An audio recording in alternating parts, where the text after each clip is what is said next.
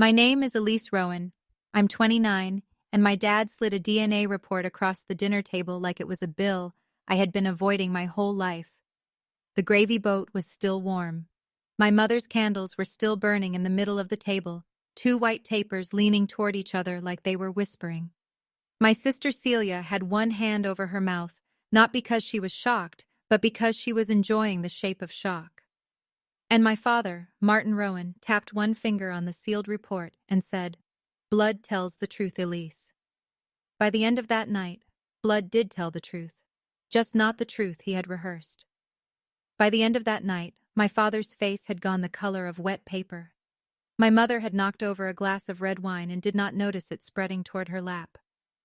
My sister had stopped smiling, and the one secret they had built a whole family around was sitting under the dining room chandelier, printed in black ink, signed, certified, and impossible to fold back into silence. But I need to back up. Quiet people are often mistaken for weak people, and weak people are often mistaken for useful ones. Those are not the same thing. If you have ever sat at a family table and felt like everyone else had been given a script except you, then you will understand this story faster than I can tell it. Leave a comment with where you are watching from, and if this kind of calm truth matters to you, subscribe and stay with me. Because what happened at that dinner did not begin with a test tube. It began with years of small looks, half sentences, locked drawers, and one grandmother who paid attention when everyone else thought she was only getting old. My father loved that line. Blood tells the truth.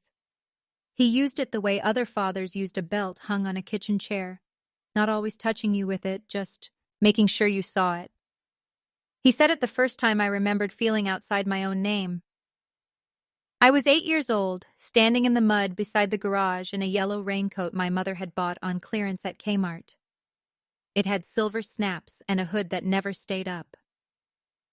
Celia was 12 then, already tall, already glossy, already the kind of girl grown women called a little lady, while I was still being told to wipe jam off my chin. We lived in Larkspur, Ohio, a town of brick churches, cornfields, and people who knew what car you drove before they knew your middle name. Our house sat on Pine Hollow Road, white siding, black shutters, red front door my mother repainted every other spring. She said red doors looked welcoming. What she meant was red doors photographed well. That afternoon, Celia had been chosen to sing a solo at the spring concert. I had dropped my spelling list in a puddle and cried because the paper turned gray and soft in my hands. My father came outside with his coffee mug, looked at Celia through the kitchen window where she was practicing with my mother at the piano, then looked down at me. "You have to toughen up," he said. I remember mud on the toes of his work boots. I remember the smell of Folgers and cold rain. I remember counting the drops falling from the gutter because if I counted, I did not have to answer too fast. 1, 2, 3. "I'm trying," I said. He shook his head, not angry. Worse. Disappointed. "Celia has Rowan blood," he said. "Blood tells the truth, Elise. You'll need to work harder." At 8, I did not understand what the sentence meant. I only understood the way it made my chest feel, like I had been weighed and priced low. My mother heard it. She was standing just inside the back door with a dish towel in her hands. She did not correct him. She did not ask what he meant. She only said, "Martin, come in before your coffee gets cold." That was my family in one small picture. My father made the wound. My mother cleaned the room around it. Celia learned where to stand so she never got splashed. I grew up in that house with the sense that I had been admitted on a technicality. There were 4 chairs at our kitchen table, but only 3 of them seemed to belong to someone. My father sat at the end near the hallway, where he could see the front door and the television in the next room if he leaned back. My mother sat opposite the sink because she liked to watch the dishes while we ate, as if plates could misbehave. Celia sat beside the window in the warm light, with her homework lined up in perfect stacks. I sat by the pantry, where the floorboard dipped and my chair rocked unless I kept one foot pressed down. I got good at keeping one foot pressed down. My father was not a loud man. That confused people. They expected cruel men to slam cabinets or shout until neighbors looked over hedges. Martin Rowan had a different kind of force. He spoke low, and the room adjusted. If he put down his force, K, everyone noticed. If he looked at the clock, people hurried. If he went quiet, my mother filled the silence with bright little sounds until the house felt normal again. He sold commercial insurance out of an office on Mercer Street, above a dentist and beside a tax preparer with dusty plastic ferns in the window. His clients trusted him because he had silver hair by 40 and a handshake that said he never forgot a number. He wore pressed shirts even on Saturdays. He kept his shoes lined in pairs by the garage door. He called himself practical, which in our house meant everyone else's feelings were too expensive. My mother, Diane Rowan, cared about surfaces with a kind of religious devotion. The runner on the dining table changed with the season. Green plaid in December, pale blue in spring, sunflower yellow from June through August. She stored guest towels no one was allowed to touch in the upstairs hall closet, wrapped in tissue paper like sleeping infants. She wrote thank you notes within 24 hours, always in blue ink, always with her name slightly larger than the rest of the sentence. She never raised her voice in public. She did not need to. My mother could make you feel filthy with one pause. Elise, she would say, looking at my shoes, my hair, my report card, my face. Just my name. Nothing else. Then a breath. That breath did more work than most speeches. Celia was their proof that the family was working. She had our father's straight nose, our mother's pale skin, and a way of entering rooms like doors had opened for the purpose of letting her through. She was not stupid. I want that clear. Celia was sharp in the way shiny knives are sharp. She knew what people wanted to hear, and she gave it to them in small, polished pieces. At church, she held toddlers and smiled at old women. At school, she became treasurer of every club that had money and secretary of every club that had influence. At home, she left dishes in the sink and cried when asked to rinse them because she had homework, because she was stressed, because she was the sensitive one. That made me the durable one. Durable children get used until someone mistakes their usefulness for consent. I learned to make coffee at 9. I learned to fold fitted sheets at 10 because my mother said Celia's hands were too delicate for that kind of tugging. I learned how to read a room by 11. My father's left eyebrow meant stop talking. My mother pressing her lips together meant someone would pay later. Celia calling me Ellie in a sweet voice meant she wanted something and had already decided I would give it. Nobody called me Elise unless I was in trouble or being introduced to people.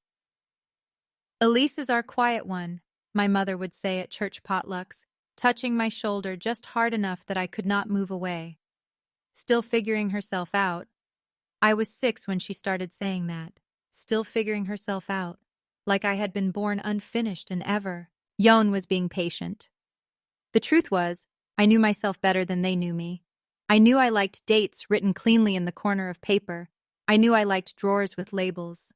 I liked proof, receipts, timestamps, names spelled right. I liked the hush of libraries and the smell of old paper warmed by sun. I liked knowing where things belonged because so much of my own life seemed to come with an invisible question mark. That was probably why I ended up working with records. At 23, after community college and 2 years of night classes, I took a job at Mercer Vale Probate Services, a small firm downtown that handled wills, estate files, property transfers, guardianship papers, and the kind of family documents people did not look for until someone died and all the polite lies lost their use. It was not glamorous.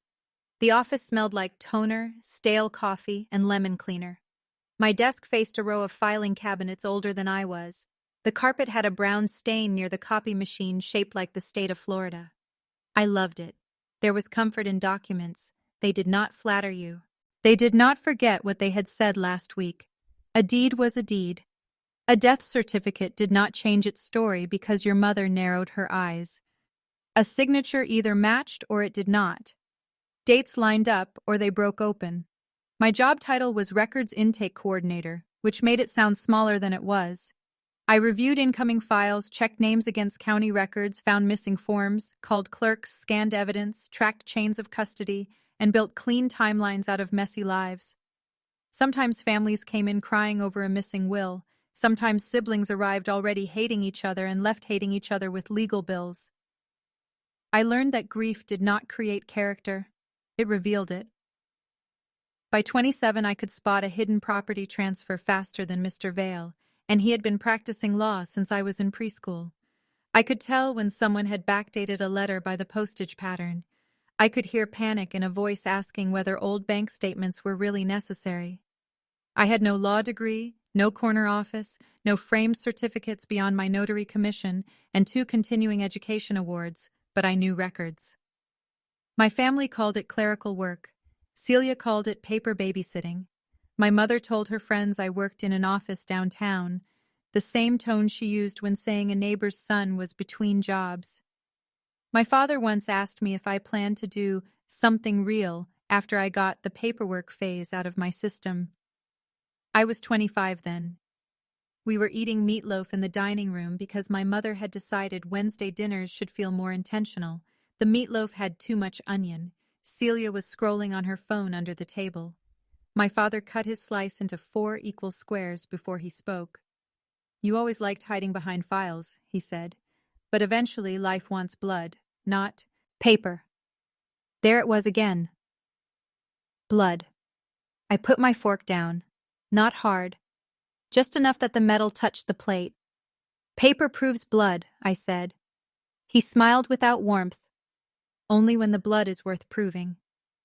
My mother said, "Martin," very softly, but not to stop him. More like she was reminding him we had guests, except there were no guests. Celia looked up from her phone. "Dad," she said, laughing. "Don't be dramatic."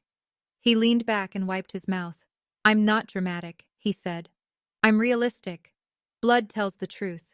I counted 5 seconds before I answered.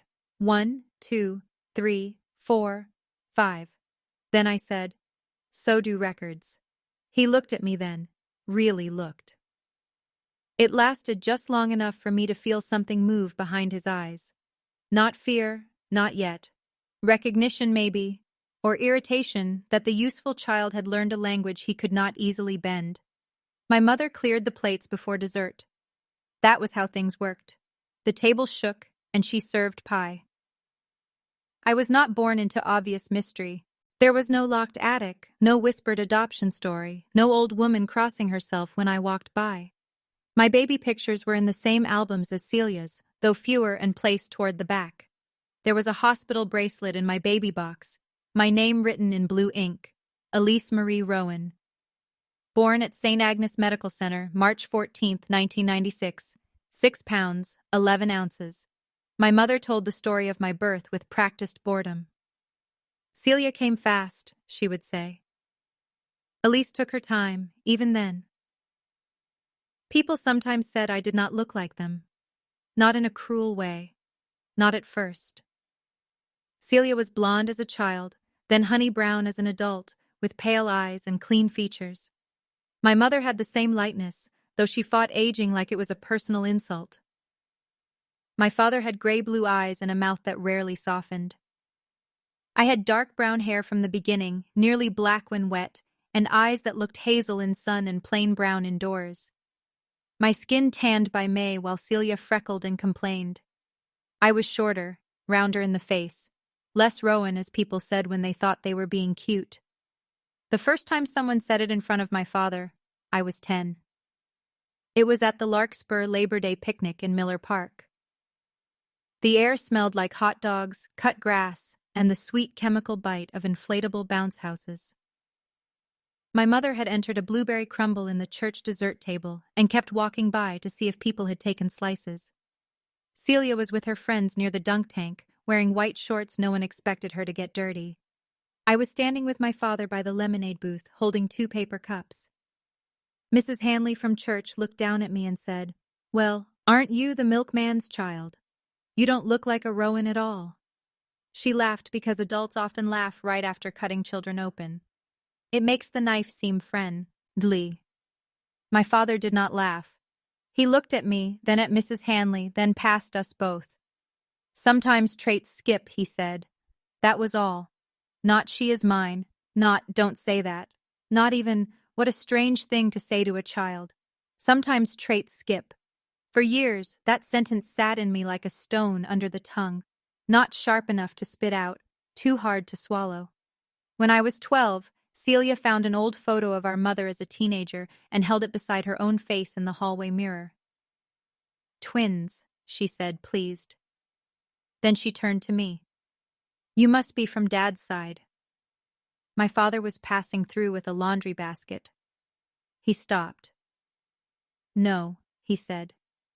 Just no. Then he walked into the bedroom and shut the door. Celia laughed because she thought it was a joke. My mother came out of the bathroom with cold cream on her face and said, Enough, Celia. But she looked at me in the mirror for a long moment before she turned away. That look was one of the first things I filed. I did not know I was filing then. Children do it without folders. They store tone, timing, rooms, weather, smells. The exact pattern on the plate when a sentence lands. The song playing from the radio before your mother changes the subject. The number of stairs between you and the door. 16 stairs from my bedroom to the front hall. 9 steps from the kitchen table to the back door. 7 seconds, usually, before someone in my family decided my hurt was inconvenient. I counted because counting gave shape to moments that wanted to swallow me. My grandmother Ruth noticed. Ruth was my father's mother, and she was the only person in that family who could make Martin Rowan look like somebody's son. She lived 12 minutes away in a small blue house on Alder Street with white trim, a porch swing, and a maple tree that dropped red leaves into the gutters every October.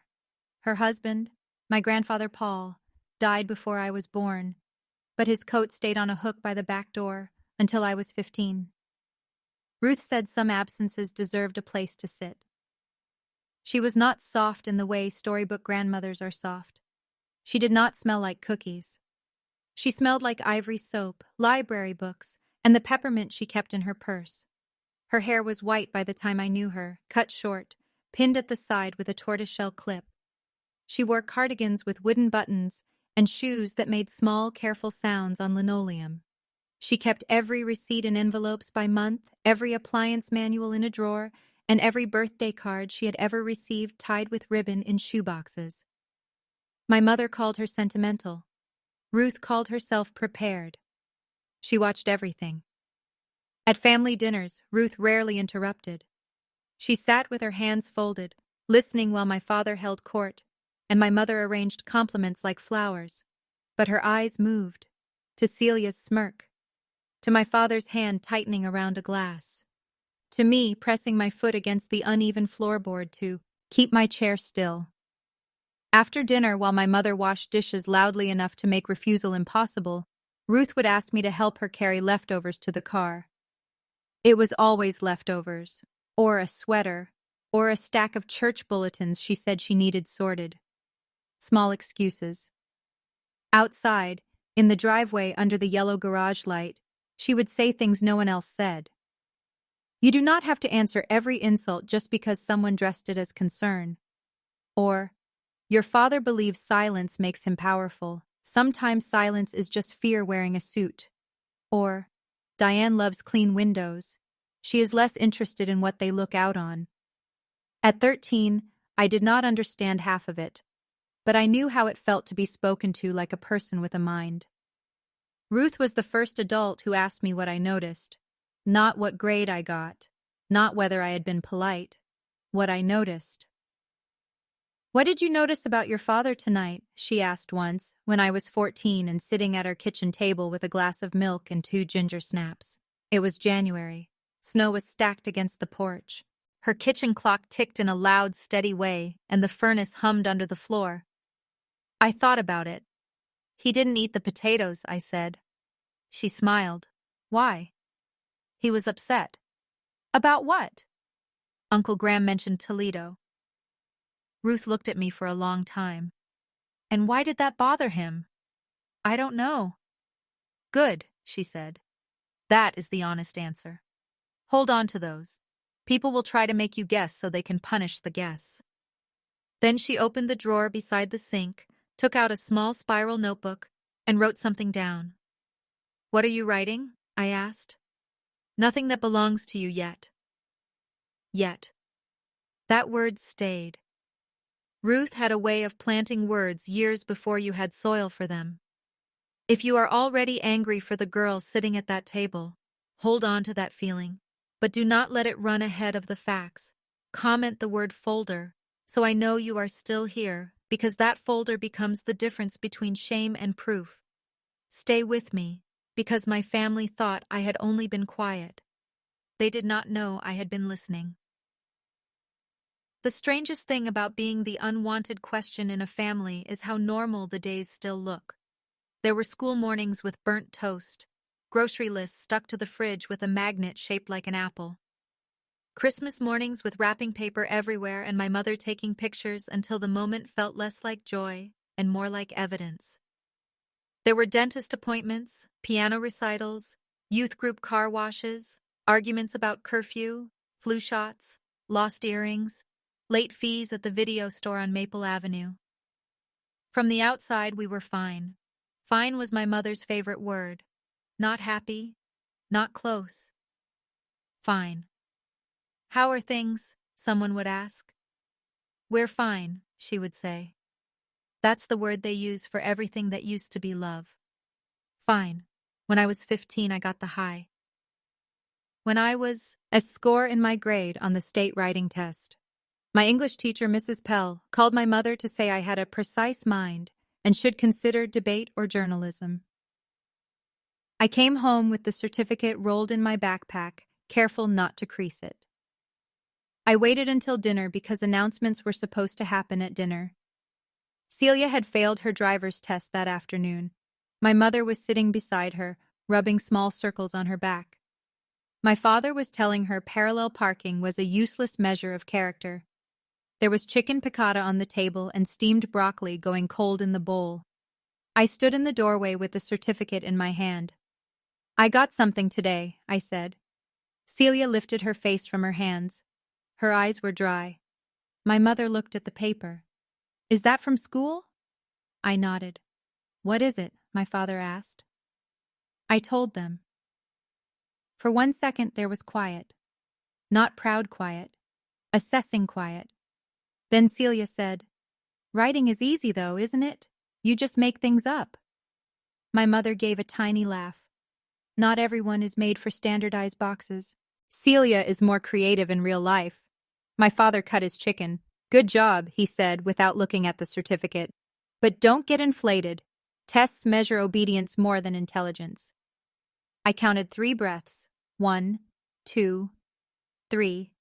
Then I laid the certificate on the kitchen counter, where a drop of lemon sauce soaked into the corner by morning. Ruth found it 2 days later when she came over to bring my mother a bundt pan. I know because she called me that night. "Elise," she said, "your mother says you scored well." I was sitting on my bedroom floor, sorting index cards for biology. It wasn't a big deal. That is a sentence people teach girls when they want the room for themselves. I did not answer. "What did the certificate say?" I told her. "Bring it to me tomorrow." "Why?" "Because paper matters." When I brought it, she smoothed the stained corner with her thumb, copied the date into one of her notebooks, and placed the certificate in a clear sleeve. "You earned this," she said. "Do not leave your evidence where people spill on it." That was Ruth. At 16, when Celia got the lead in the school musical, my parents bought her roses, took her to dinner at Bellini's, and framed the program.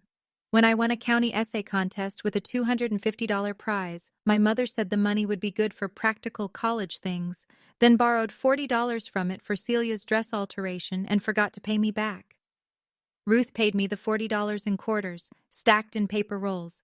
"I want you to feel the weight," she said. I laughed then. I thought she was being strange. She was teaching me money had memory. At 17, I overheard my parents arguing in the laundry room. That was rare. Not because they did not fight, but because they preferred coded violence. Folded napkins, closed doors, long drives. That night, the GBA Cher was running, loud enough that they must have thought it covered them. I came downstairs for water and stopped near the hallway. My mother said, "You cannot keep doing this to her." My father said, "To which her?" I froze. The washer thumped once, hard, like a body hitting a wall. My mother's voice dropped. I could not hear the next sentence. Then my father said, "Diane, I made my choice." "You made several," she said. Silence. I counted without meaning to. 1, 2, 3, 4, 5, 6. My father said, "Don't start." "She looks at you like she knows," my mother said. "She doesn't know anything. Ruth watches too much. Ruth watches everyone. And what happens if—" The dryer buzzed, screaming into the hallway. I moved fast. Too fast. My glass knocked against the banister. The talking stopped. My father opened the laundry room door. He looked at me standing there in socks, holding an empty glass. "What are you doing?" "Getting water." His eyes went to the glass, then my face, then the stairs. "Then get it." I walked into the kitchen with my heart beating against my ribs. My mother came out behind him carrying towels. Her cheeks were bright red, but her voice was smooth. "Elise, don't hover in hallways. It's rude." I filled the glass. My hand shook. Water splashed over my fingers and ran cold down my wrist. "Sorry," I said. My father watched me drink. "Blood tells the truth," he said quietly. "Eavesdropping tells something else." I had not known until then that a sentence could feel like a door being locked from the outside. The next day, I went to Ruth's after school. She was pruning dead leaves from a pothos plant near the kitchen window. The light fell through the glass onto her hands, showing blue veins and small brown spots. I sat at the table and told her what I heard. Not all of it. I did not know all of it. I gave her the pieces, to which her. I made my choice. She looks at you like she knows. Ruth watches too much. As I spoke, her scissors stopped moving. When I finished, she set them down. "What do you think it means?" she asked. "I don't know." "Good. Grandma, I am not teasing you." "Do they think I'm not Dad's?" The question came out smaller than I wanted. It sat between us, ugly and alive. Ruth closed her eyes for 1 second. Only one. Then she said, "Your father has never understood what truth costs. He thinks if he pays late enough, the bill disappears." "That's not an answer." "No," she said. "It is not." I felt anger then. It surprised me because I was used to sadness. Anger had heat. It made me sit straighter. "Do you know something?" Ruth looked toward the hallway, though we were alone. "I know many things," she said. "Some are mine to tell, some are not. Some are not ready because you are still standing in a house where the people with power can make your life smaller. I'm already die in that house." Her face changed. It was not pity. I hated pity. It was grief maybe, but disciplined. "Yes," she said. "You are." I waited. The refrigerator clicked on. A car passed outside, tires hissing on wet pavement. Ruth reached across the table and took my hand. "Elise, listen to me carefully. You are not a mistake. You are not a rumor. You are not a debt someone regrets paying." My throat closed. "Then what am I?" "You are a person," she said. "That should have been enough for them." She did not tell me the secret that day. For a long time I resented that. I resented the way adults protected truths that had already shaped children. I resented being told I was too young for the facts but old enough for the consequences. I resented every closed drawer in that house. Every unfinished sentence, every look my mother and father passed over my head like I was furniture.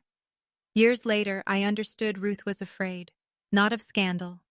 Ruth had outlived scandal. She was afraid of what my father and mother would do if I confronted them without proof. My father would deny. My mother would reframe, Celia would perform injury, and I would be left looking unstable for asking the right question in the wrong room. Ruth knew something I had to learn slowly. Truth without records can be treated like attitude. So she taught me records. At 17, I began spending Saturdays at her house under the excuse of helping with errands. We went to the bank on Oak Street, where she showed me how to read deposit slips and count cash twice before handing it over. We went to the county clerk's office, where old deeds sat in thick books and the air smelled like dust and rubber stamps. She showed me grantor and grantee indexes, parcel numbers, notary seals, dates recorded versus dates signed. People lie in living rooms, she said, tapping a page with one short fingernail.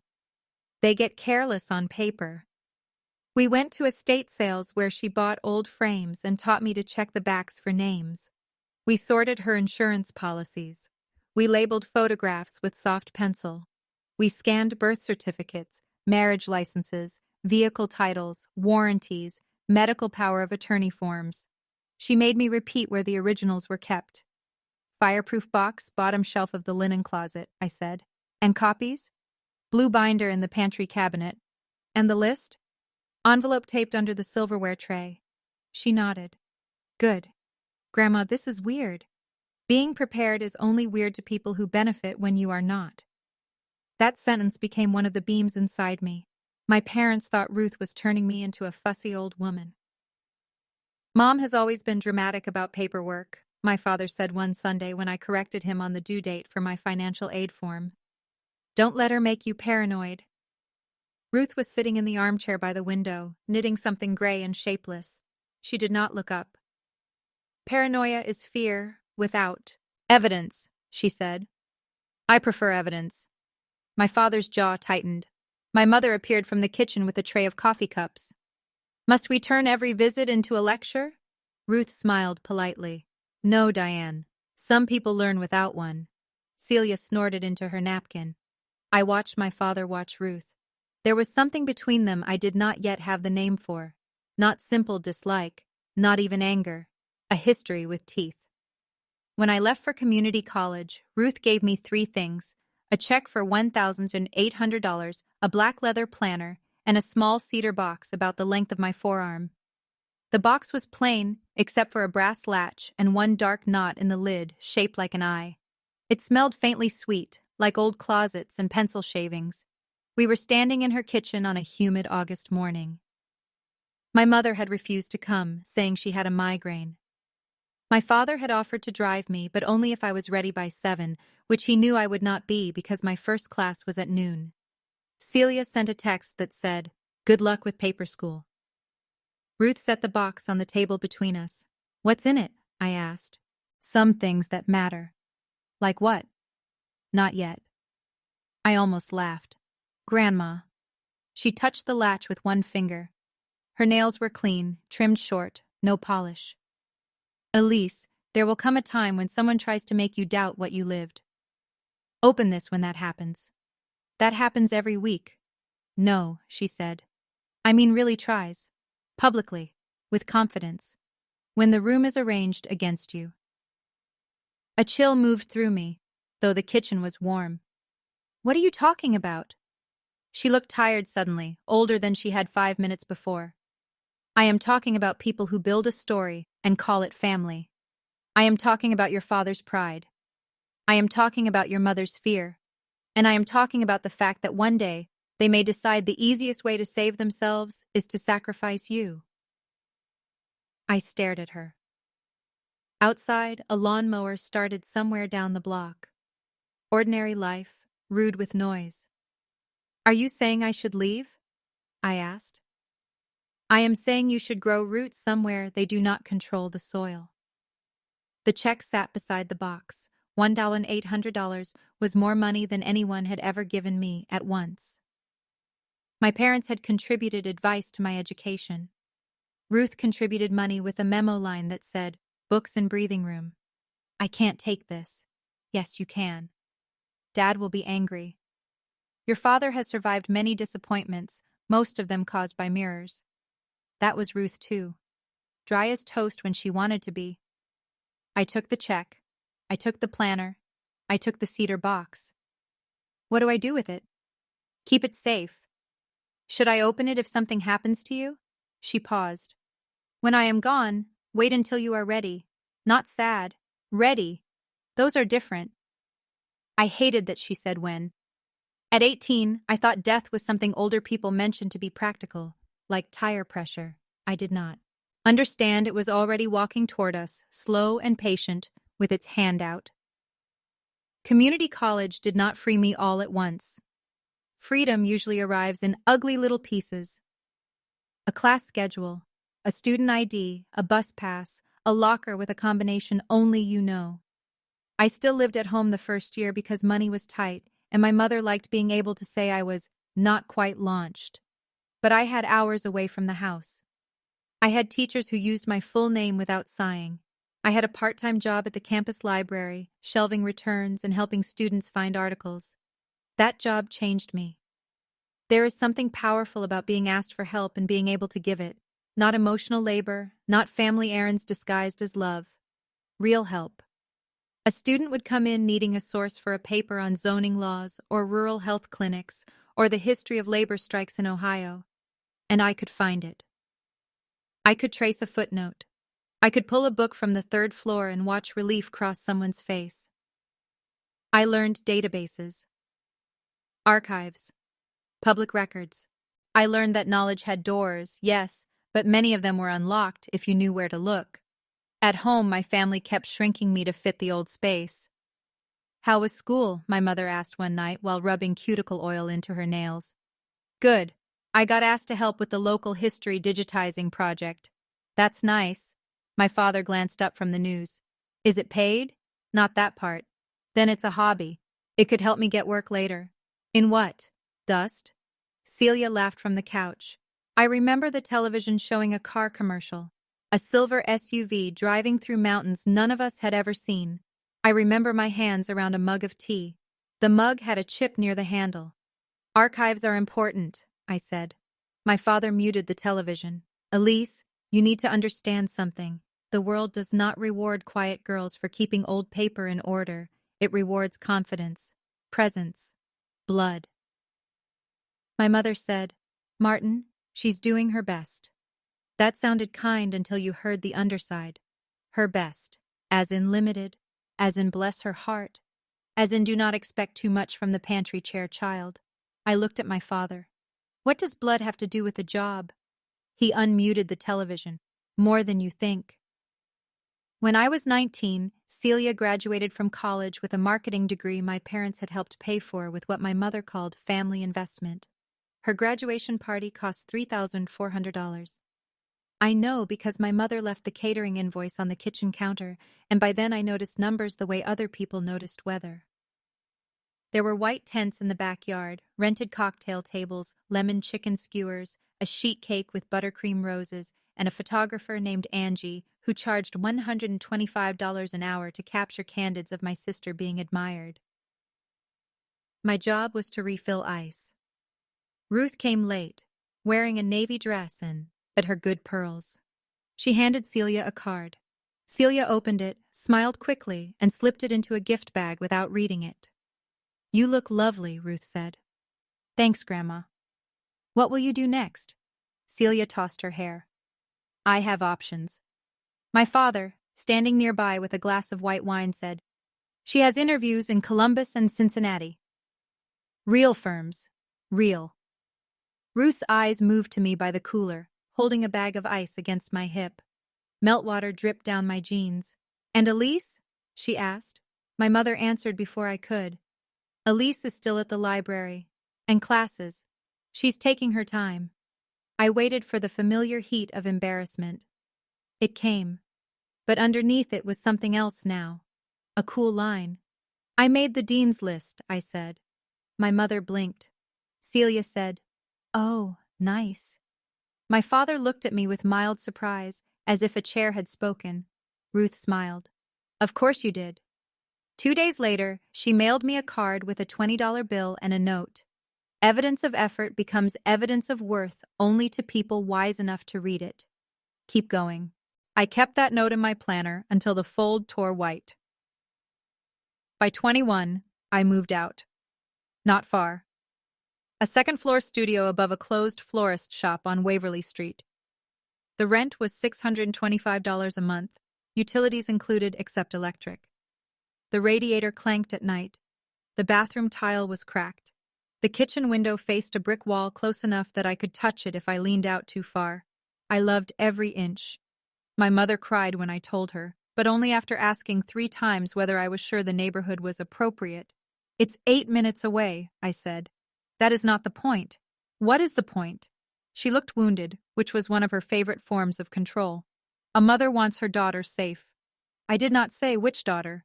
My father helped carry 2 boxes up the stairs, looked around once and said, "Well, it's practical." From him, that was almost blessing. Celia came by 2 weeks later with a housewarming gift. A white candle from a boutique called Linen Fig, price tag still on the bottom, $38. She set it on my little table and wrinkled her nose. "It's cute," she said. "Very you." "What does that mean?" "Small, organized, like a drawer." I lit the candle after she left. It smelled like expensive soap and judgment. Ruth visited the next Saturday. She brought a pot of basil, a roll of quarters for laundry, and a screwdriver to fix the loose cabinet handle. She walked around the studio slowly, touching nothing. "This is good," she said. "It's tiny. So are seeds." I made tea and mugs from the thrift store. We sat by the window looking at the brick wall. "Do you feel lonely?" she asked. "Sometimes." "Good." I turned to her. She stirred her tea. "Loneliness you choose is cleaner than belonging that costs you yourself." I looked down into my mug. The tea was too dark. I had left the bag in too long. "Still go home every Sunday." "I know. I don't know why." "Yes, you do." I did. Because I wanted them to look up one day and see me. Not as useful, not as uncertain, not as the child in the pantry chair. Just me, Elise, their daughter, whole and obvious. Wanting that did not make me foolish. It made me human. Ruth never mocked that want. She only refused to let it become the only roof over me. At 22, I started at Mercer Vale. Ruth was the one who found the listing in the county bulletin. Records intake coordinator. Familiarity with public documents preferred. Detail-oriented, discretion required. "You should apply," she said. "I don't have enough experience. You have been training for this since you were 8. That's a sad sentence. It can be both sad and useful. I applied. I wore a navy blazer from Goodwill and shoes that pinched my left heel. Mr. Vale interviewed me in a room lined with estate books and asked why I wanted the job. I almost gave the answer I had practiced. Something about organization, public service, interest in legal processes. Instead, I said, "Because families lie, but paperwork usually leaves a trail." He took off his glasses. Then he laughed. Not at me. With recognition. "You'll do," he said. For the first year, I worked harder than anyone asked. I arrived early. I stayed late. I built checklists because the old system depended too much on memory and sticky notes. I found a missing codicil in a scanned packet that saved a widow 6 months of court delays. I caught a wrong middle initial on a property transfer before it became a title problem. I learned which clerks answered email and which ones required phone calls after 2 p.m. I learned the quiet pride of being good at something no one in my family respected enough to sabotage. That is not a small thing. Sometimes a life begins in the place people dismiss. My father never visited the office. My mother came once, to drop off a casserole for Mr. Vale after his wife had surgery. She wore cream slacks and perfume strong enough to reach the reception desk before she did. I was at the copier when she stepped in, holding the dish with both hands like an offering. "Oh," she said, looking around. "This is where you are all day." "Yes. It's tidy." The office was not tidy. It was controlled chaos with file boxes stacked near the hallway and 3 printers threatening rebellion. But to my mother, Anything without throw pillows lacked a vocabulary. Mr. Vale came out and thanked her. He told her I had become indispensable. Indispensable. I watched the word hit her. She smiled. Of course she smiled. That's our Elise, she said.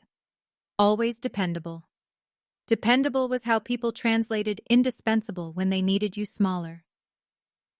After she left, Mr. Vale looked at me over his glasses. Your mother seems very proud. No, I said, feeding paper into the scanner. She seems very polite. He did not argue. That was why I respected him. By 24, I had keys to the file room and permission to handle sensitive intakes. By 26, I was training new hires. By 28, attorneys called me before hearings to ask if I remembered where a document had come from. I usually did. My life was narrow, maybe, but it was mine. Studio apartment, then a one-bedroom on Cherry Street with windows that faced a sycamore tree. A used Honda Civic I bought for $7,200 after saving for 2 years. Tuesday night, soup with my friend Nina from work. Saturday calls with Ruth. Sunday dinners at my parents' house because old Hope is stubborn and sometimes stupid. Ruth got older slowly, then all at once. At first, it was small things. She stopped driving at night. She asked me to read fine print on prescription labels. She forgot the name of the new pharmacist, but remembered the exact price of milk in 1973. Her hands shook when she buttoned cardigans. She laughed about it, called them old bird hands, then changed the subject. The winter I turned 27, she fell on the ice outside her back steps and broke her wrist. My father wanted her to move into assisted living immediately. It's time, he said at her kitchen table, while she sat with her arm in a cast the color of oatmeal. Ruth looked at him. For what? For being realistic. I have been realistic longer than you have been alive. My mother jumped in gently. Ruth, no one is attacking you. Then everyone can stop holding knives. Celia glanced at me with wide eyes, as if Grandma was being difficult for sport. I sat beside Ruth and watched my father's fingers tap the table. Tap, tap, tap. 3 times. He was angry, but beneath it, I sensed something else.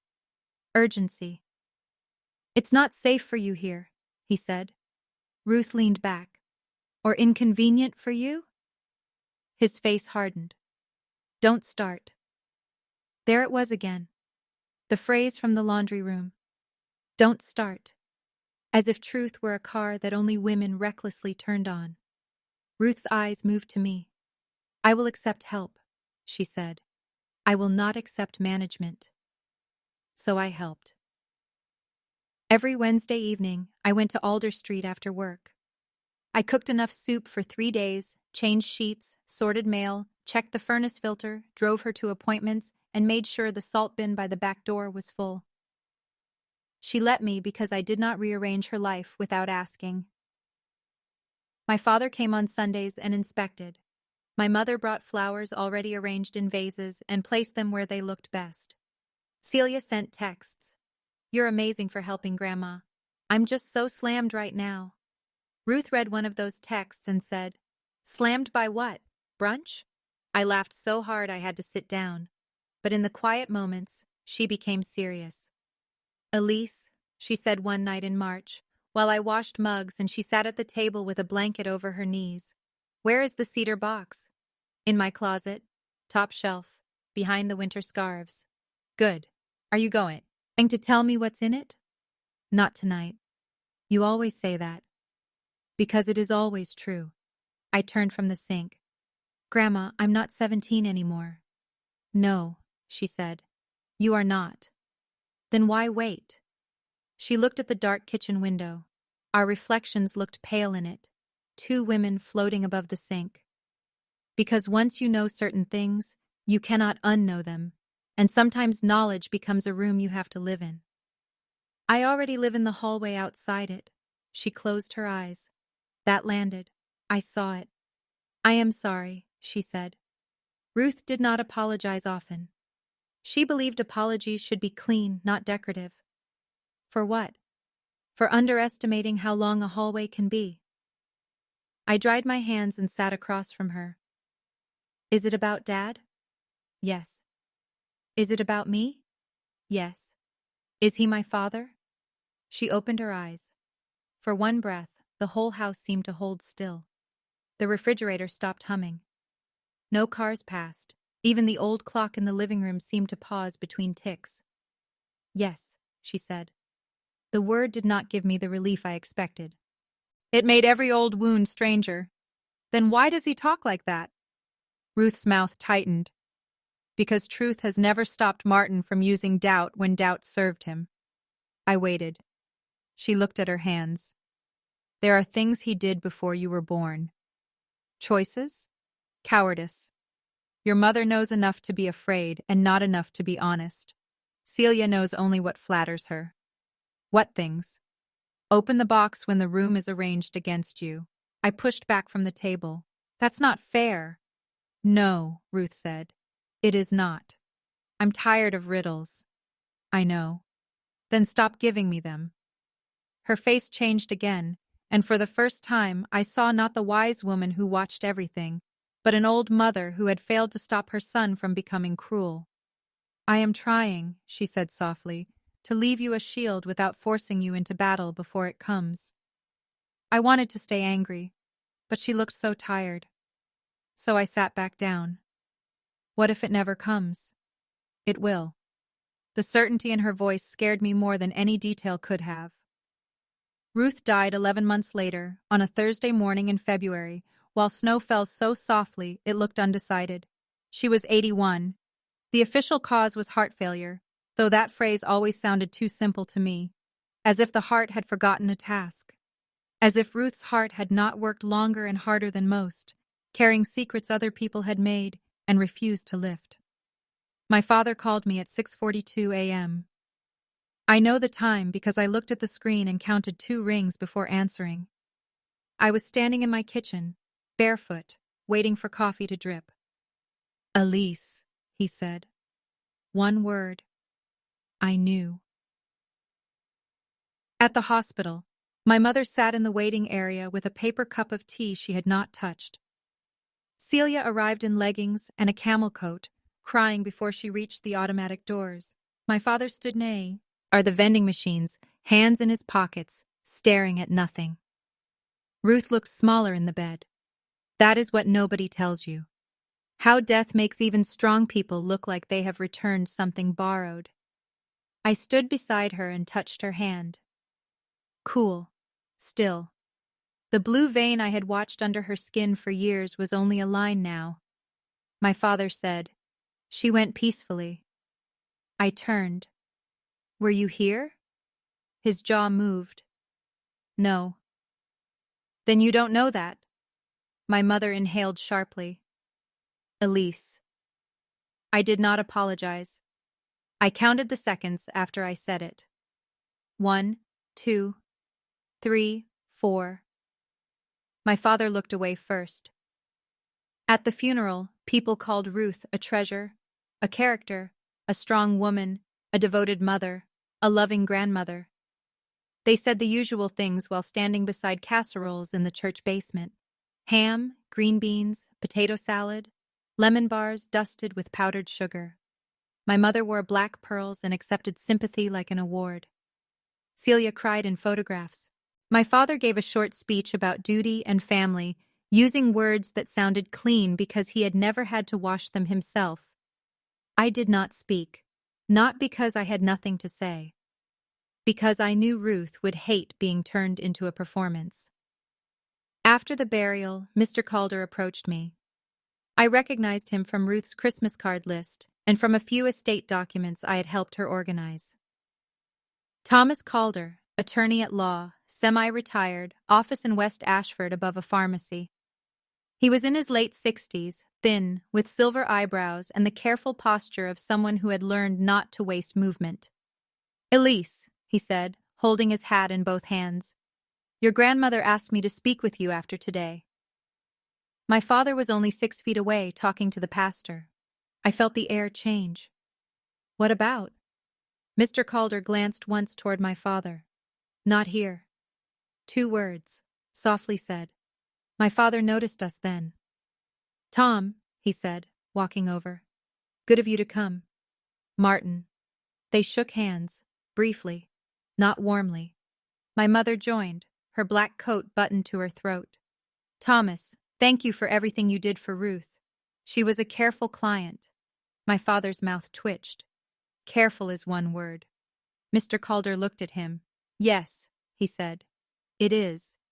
I remember that moment because it was the first time I saw someone outside the family refuse to make my father comfortable. Mr. Calder turned back to me. Call my office next week, he said. No rush. My father's eyes moved between us. What's this about? Your mother's instructions, Mr. Calder said. I'm executor. For the estate, yes. A small silence opened. My mother filled it with a tissue pressed to her nose. Well, she said, this is hardly the time. No, Mr. Calder said. It is not. Elise, call when you are ready. Then he walked away across the frozen cemetery, by grass, leaving my father with a face I could not read. That night, I went home to my apartment and took the cedar box from the top shelf of my closet.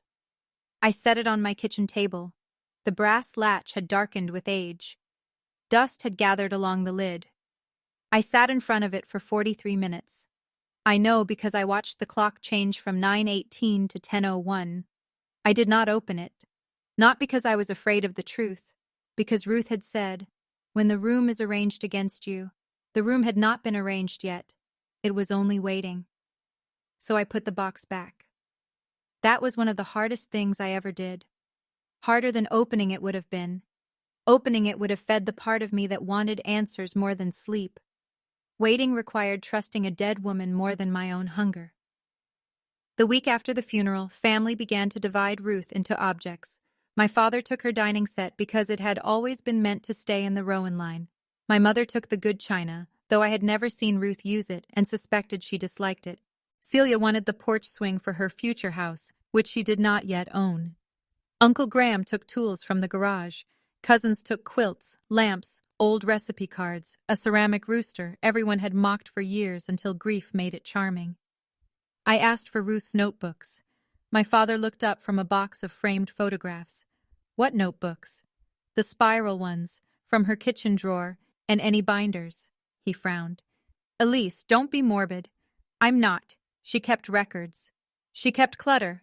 I looked at him. Grandma did not keep clutter. My mother appeared behind him with tissue paper wrapped around a china gravy boat. Your father is under stress. Don't make this difficult. There it was, my assigned role. Difficulty. Celia came in from the living room carrying a quilt. Can't she just have the old notebooks? Nobody else wants Grandma's grocery lists. My father gave her a look, but Celia was already bored. Fine, he said to me.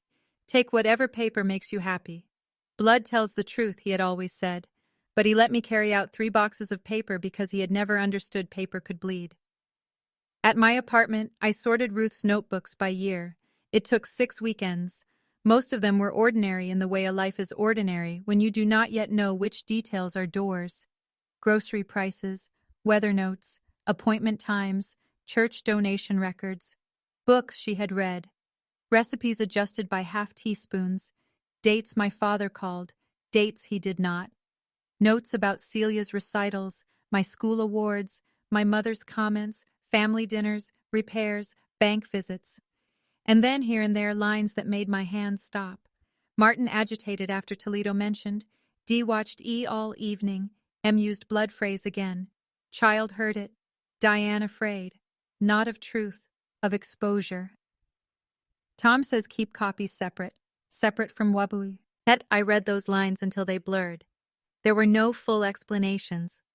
Ruth did not write like someone confessing. She wrote like someone building a map for a person who already knew the terrain by pain. I called Mr. Calder 3 times before I actually let the phone ring. When I did, his receptionist put me through. Elise, he said, as if he had been expecting me at that exact minute. I have Grandma's notebooks. Yes. She wrote your name. I assumed she had. What did she want you to tell me? He was quiet for a moment. Some things must be discussed in person. I hate when people say that. I expect you do. I almost smiled. He gave me an appointment for the following Tuesday at 4:30 p.m. His office in West Ashford was above a pharmacy that smelled like hand sanitizer and greeting cards. The stairs were narrow and covered in brown carpet worn flat in the middle. His receptionist had gone home for the day, and Mr. Calder opened the door himself. The office was small, with 2 chairs, 1 desk, 3 filing cabinets, and a framed print of Lake Erie in winter. No plants, no family photos. A man who did not decorate his authority. He offered coffee. I refused. My stomach was already full of nerves. He sat across from me and folded his hands. Your grandmother asked me to hold certain documents, he said. My throat tightened. About me? About your family. That means about me. Yes, he said.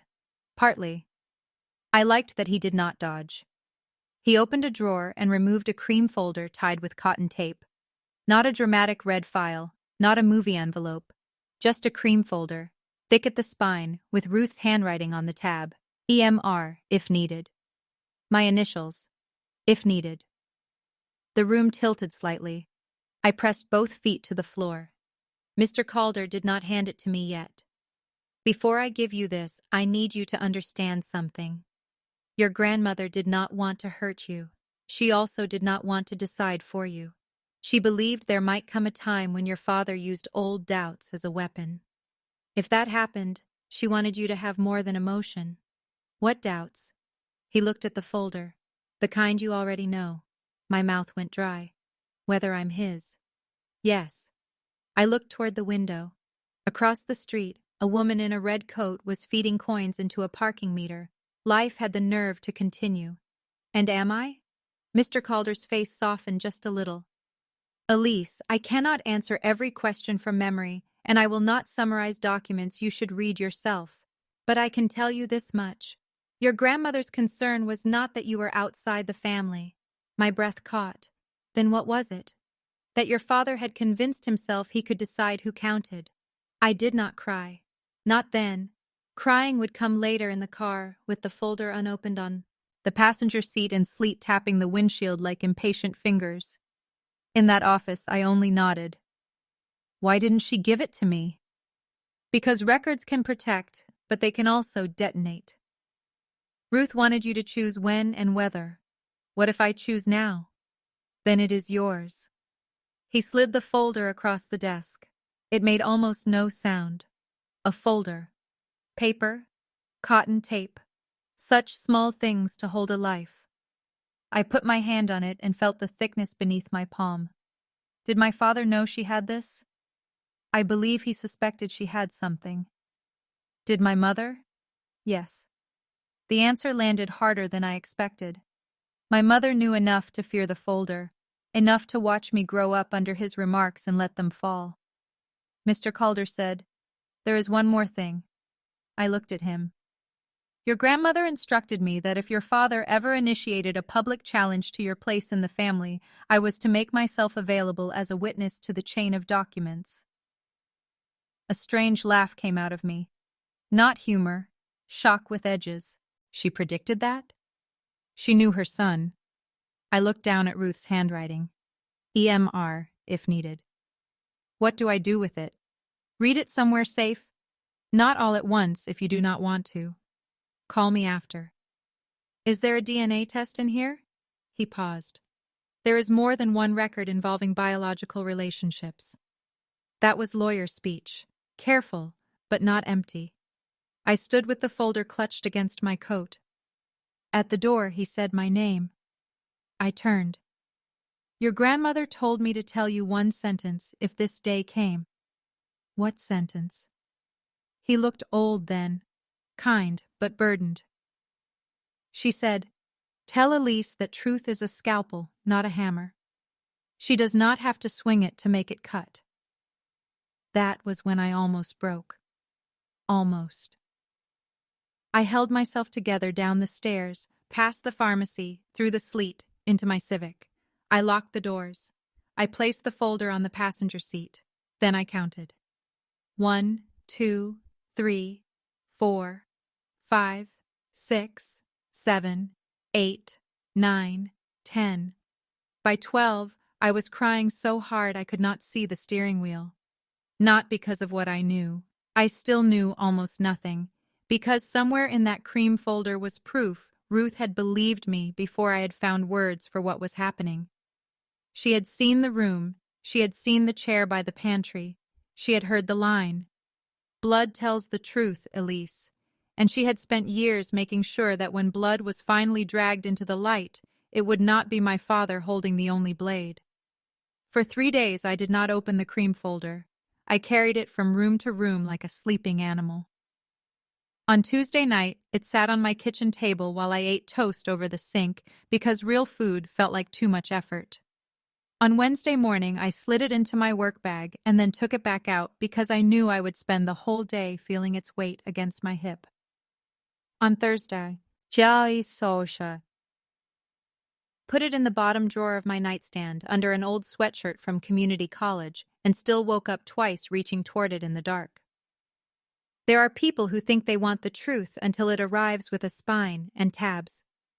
I was one of them. I wanted facts. I had built my adult life on facts. I wanted the clean relief of a document saying yes or no. A name, a date, a signature, a line that ended the guessing. But Ruth had trained me too well to think documents were simple. Every record was also a door. Sometimes it opened to a room, sometimes to a staircase, sometimes to a hole in the floor. On the 4th night, I came home from work at 6:12 p.m., hung my coat on the hook by the door, fed my neighbor's cat because Mrs. Alvarez was visiting her daughter in Cleveland, and washed my hands twice. Not because they were dirty, because I needed a ritual. Then I made tea. Chamomile, though I hated chamomile. It tasted like wet straw and regret, but Ruth had always said it calmed the hands. Mine were shaking when I set the mug down. I placed the cream folder on the table. I sat. The apartment was quiet except for the radiator clicking under the window. Outside, tires passed over wet pavement. A siren wailed far away, then faded. My phone lit up once with a text from Celia. "Mom wants to know if you're coming Sunday. She's doing roast chicken. Don't be weird about Grandma's stuff, okay? Everyone is grieving. Don't be weird." That was Celia's gift. She could take a wound, wrap it in glitter paper, and hand it back to you as a personality flaw. I turned the phone face down. The cotton tape around the folder had been tied in a flat bow. Ruth would have liked that. Practical, easy to open, easy to close. I pulled one end and watched it loosen.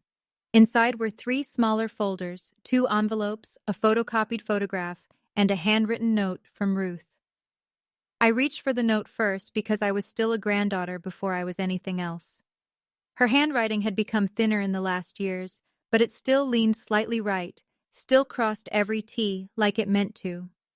"Elise, if you are reading this, then the room has likely become too small for the truth they kept asking you to carry. I am sorry. I should have done more while I was alive. I told myself I was protecting you. Some of that was true. Some of it was cowardice wearing an old woman's sweater. Do not let Martin make your identity a question to distract from his choices. You are his daughter." That sentence stopped me. Not because I did not believe Mr. Calder. Because there is a difference between being told a thing and seeing it written by the person who loved you cleanly. You are his daughter.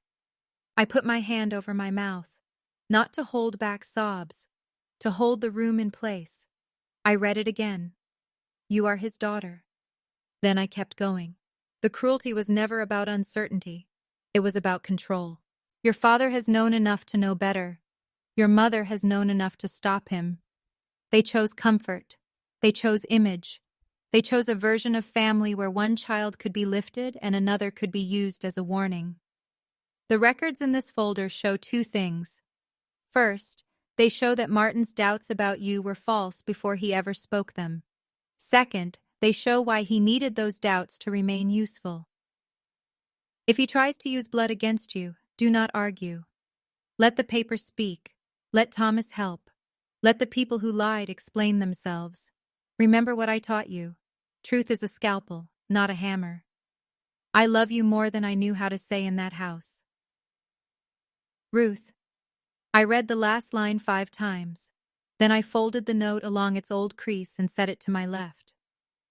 Work habits saved me that night. That sounds cold, but it is true. Grief makes the mind slippery. Procedure gives it rails. I took a legal pad from the drawer. I wrote the date at the top, March 7th, 2025. Then I made columns. Document, date, names, source, notes, questions. I did not know yet that this was the beginning of the same chart I would later carry into my parents' dining room. At the time, I only knew I needed order before feeling swallowed me. The first folder held records about me, a certified copy of my birth certificate. I had seen one before, but not this one. This copy had been issued when I was 16, requested by Ruth. My name, Elise Marie Rowan. Mother, Diane Elaine Rowan. Father, Martin Paul Rowan. St. Agnes Medical Center. March 14, 1996, 2:43 a.m. Behind it was a hospital discharge summary. Photocopy, not original. Diane's name. My name listed as infant female Rowan. Blood type. Weight. No drama, no secret. Then an older lab report. My fingers went cold before I read it. It was dated June 18, 2003. I would have been 7. Genetic parentage analysis. Private collection. Names redacted in one place, but written in Ruth's handwriting on a sticky note attached to the copy. Alleged father, Martin P. Rowan. Child, Elise M. Rowan. Probability of paternity, 99.9987%. I stared at the number until it stopped looking like a number and became a wall. 9.9987%. 7 years old. He had known since I was 7. No, that was not precise enough. Someone had tested when I was 7. Someone had received the result. Someone had kept it. Someone had allowed him to say, when I was 8 in a yellow raincoat, blood tells the truth, Elise, as if truth were still pending. I pushed back from the table so fast the chair legs scraped the floor. The sound startled me. I stood in the kitchen with both hands flat on the counter, breathing through my nose. 7. He knew when I was 7. I counted the tiles between the stove and the sink. 1, 2, 3, 4, 5, then back, 5, 4, 3, 2, 1. I went to the bathroom and splashed cold water on my face. My reflection looked strange. Not different. Too familiar. Same dark hair. Same tired eyes. Same mouth pressed into the line my family called stubborn when they wanted to ignore what made it close. He knew. I returned to the table. The second folder explained why. It held letters, not emails, not printed messages. Real letters written on lined paper and yellow stationery, some in envelopes with stamps. The dates ran from 1994 to 1998. The handwriting was not Ruth's. It was rounder, larger, with loops in the Y's and G's. The name at the bottom of the first letter was Marin. Dear Martin, I know you said not to write to the house again, but I do not know where else to send this. The number you gave me no longer works, and the office says you are out when I call. I am not trying to make trouble. I am trying to make sure you understand that I cannot do this alone. The baby is due in August. I stopped reading. My mind did a strange, quick thing.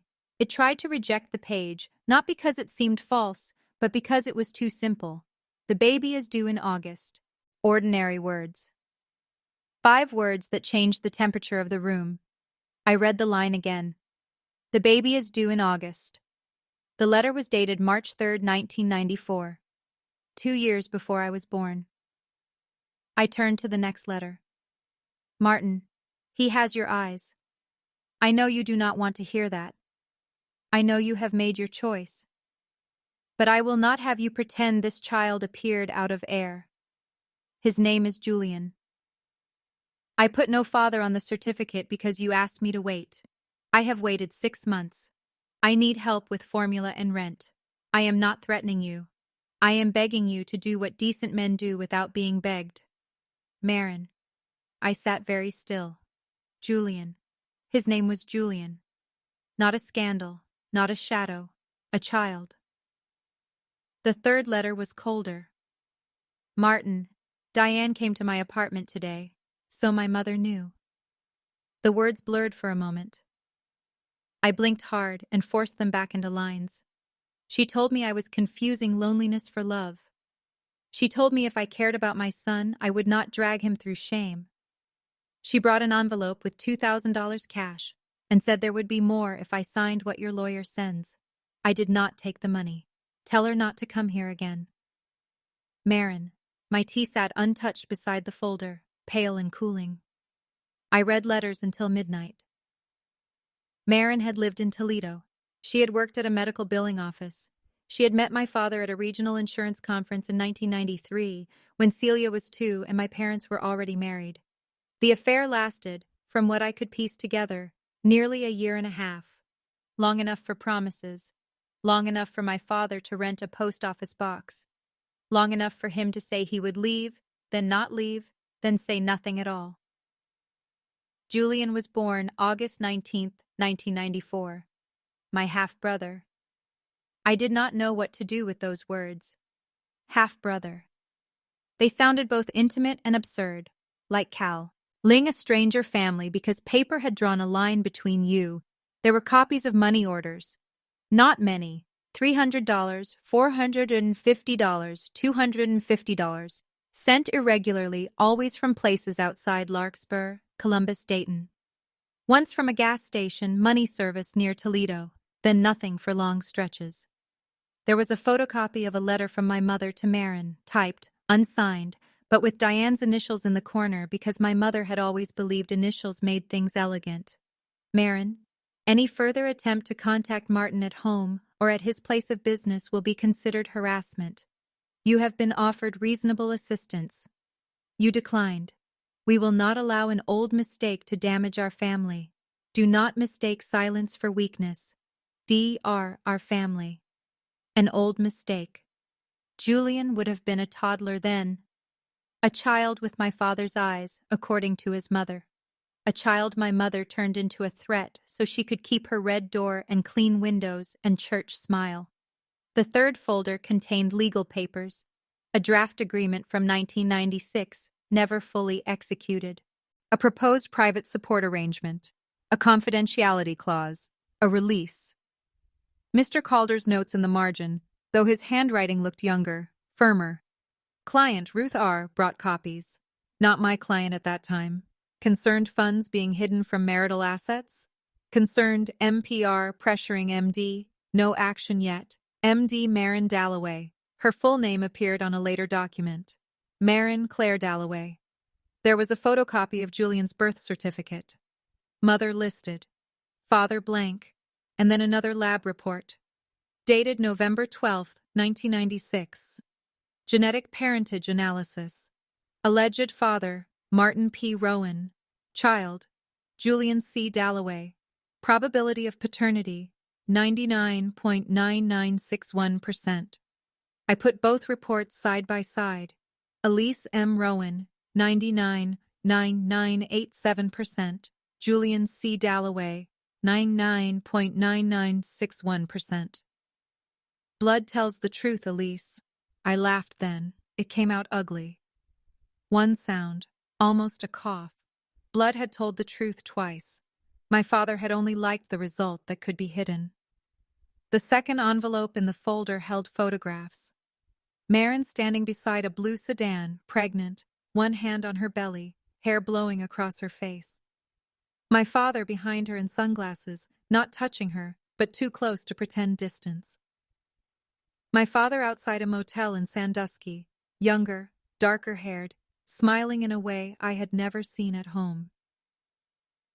Marin holding a baby in a yellow blanket, a little boy around 3, sitting on a porch step with a toy truck in his lap. Julian. He had dark hair, like mine. I do not know how long I sat with those photos. At 1:17 a.m., I called in sick to work for the next day. I sent the email carefully because even falling apart, I could not bring myself to be vague. Mr. Vale, I am unwell and need to take a personal day tomorrow. I will update the Nellis estate scan log before Friday. Elise, he replied 8 minutes later. Take the day. The scan log can wait. That kindness nearly undid me. The next morning I called Mr. Calder. He answered on the second ring. I opened it, I said. A pause.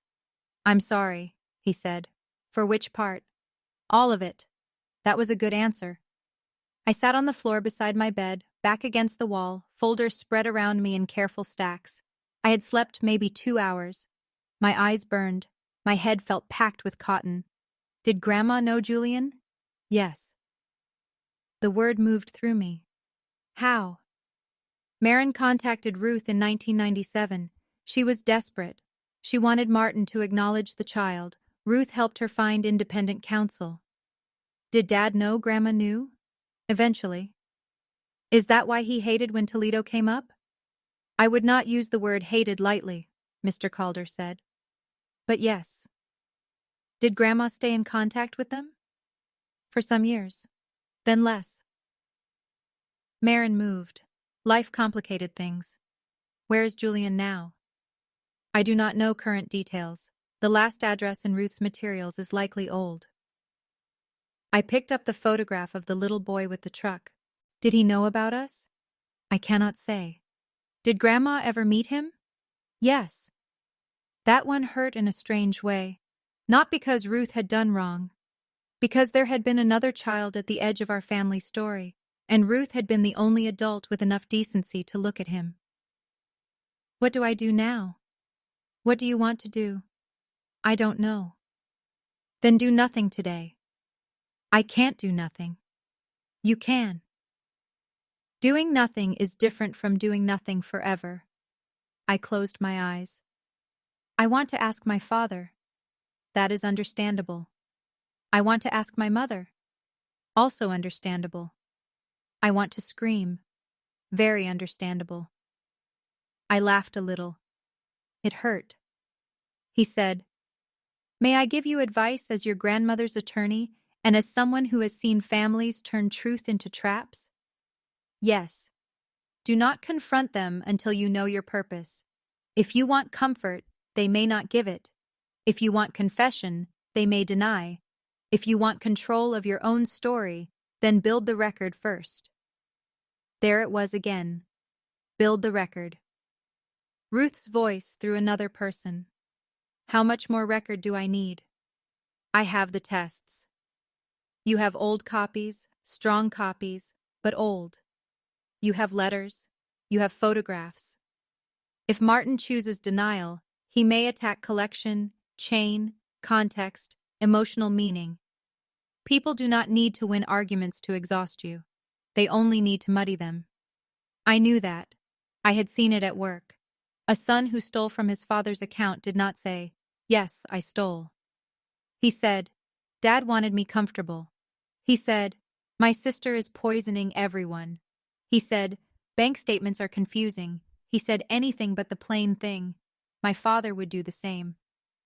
So what do?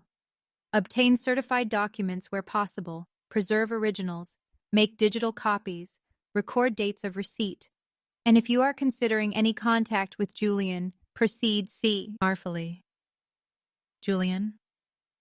The name still felt like stepping on a stair that was not there. I don't even know if I should. You do not have to decide today. I hated that everyone wise kept telling me not today. After we hung up, I spent the day doing what I knew how to do. I scanned everything, not with the little phone app people use for receipts, properly. At work, I would have used the office scanner, but this was not office work. I drove to the copy center on Mason Road, the one with self-service machines and a bored teenager at the counter reading a fantasy novel. I paid $18.60 for high-resolution scans saved to a flash drive. I made 2 paper copies of every document. I bought acid-free sleeves, a black binder, and tab dividers. The folder remained the heart, but the binder became the body. Birth records, DNA records, correspondence, photographs, Legal notes. Open questions. I labeled everything in plain black ink. Not dramatic, not angry, just clear. At 4:30 p.m., while I was sliding Marin's letters into sleeves, my mother called. I let it ring. Then she called again. Then Celia texted. Mom says you're ignoring her. Are we doing this grief drama now? I looked at the phone. I felt tired in my bones. I texted back. I'm not available today. 3 dots appeared. Disappeared. Appeared. Celia. Wow. Okay. A minute later, my mother left a voicemail. Elise, sweetheart, I'm just checking in. You've been very intense since the funeral, and I want to make sure you're not isolating. Sunday dinner is important. Your father is trying, even if you don't see it. Call me. Your father is trying. Trying what? Trying to keep his secret under his tongue while making me feel like the rumor? Trying to let Ruth be buried before he started rearranging her memory? Trying to make Sunday roast chicken look like family healing while the old papers sat in my apartment, breathing? I deleted the voicemail, then restored it, because records. By Sunday, I had not decided whether to go. Hope said go. Rage said stay home. Ruth's note said, do not let Martin make your identity a question to distract from his choices. But he had been doing that for years. Not publicly enough for the room Ruth warned about. Not yet. So I went. My mother's roast chicken smelled like rosemary and garlic. The dining room table had the pale blue runner even though it was still winter, because Diane Rowan liked to hurry seasons along when grief made the house feel stale. Celia was already there when I arrived, sitting with a glass of white wine, her engagement ring catching the chandelier light every time she moved her hand. Her fiancé, Brandon, had not come. He rarely came to Rowan dinners anymore. I once heard him say our house felt like a museum where the paintings judge you. He was not wrong. My father stood by the sideboard, carving knife in hand. The sight of that knife made my stomach tighten, not because I thought he would hurt anyone, that physical violence was too messy for Martin Rowan, but there was something obscene about him standing there slicing meat while Ruth's letter sat in my bag in the hall closet. Elise, my mother said, kissing the air near my cheek. You look tired. I am. Celia gave me a little smile. We're all tired. My father did not greet me. He looked at the platter. Sit down before it gets cold. 4 chairs, same dining room, same chandelier, same windows showing the dark backyard, but Ruth's chair was empty. No one mentioned that. My mother had removed the 5th place setting she used when Ruth came over. The table looked balanced without it. That made me angrier than if she had left it bare. We ate, or they ate. I moved food around my plate. Celia talked about wedding venues. She and Brandon were considering the carriage house in West Ashford, but the minimum spend was $18,000, and she thought that was honestly reasonable for the vibe. My mother agreed. My father said weddings were expensive but worth doing correctly. Celia glanced at me. You can help with the guest address spreadsheet, right? You're good at that kind of thing. That kind of thing. I took a sip of water. I can, if you send it early. Perfect. I knew you'd be useful. Useful. My father's fork paused, but he did not correct her. Of course he did not. My mother said, Celia has so much on her plate. There it was. The old scale. Celia's plate was always full, even when other people cooked and washed it. My father asked Celia about her new job at a boutique marketing firm in Columbus. She had been there 4 months and already spoke of it like a kingdom she might inherit. They love me, she said. I mean, not to sound conceited, but my director said I have natural client instincts. My father smiled. That's Rowan blood. The room shifted, just slightly. My mother set down her fork. Celia's eyes flicked to me, eager. I looked at my father. He was cutting chicken into neat pieces, face calm. He knew he had said it. He meant to say it. The line had become a needle he could slide under my skin whenever the room got too quiet. Blood tells the truth, Elise. I felt the cream folder in memory. The number, 99.9987%. The other number, 99961%. Marin's letters, Julian's name. I counted. 1, 2, 3, 4, 5, 6, 7. Then I said, "Does it?" My father's knife stopped. My mother's face changed first. Not fear exactly, more like a curtain dropping behind her eyes. Celia smiled. "What does that mean?" "It means," I said, still looking at my father, "does blood tell the truth?" The silence that followed was the kind my family had trained for. My mother reached for her water glass. Celia leaned back as if watching a show. My father placed the knife beside his plate with care. "You're emotional," he said. "No, I'm asking. You always ask questions like they're accusations. Maybe you hear them that way." My mother inhaled. "Elise. Elise. Not tonight." "When, then?" Her mouth tightened. "We are grieving."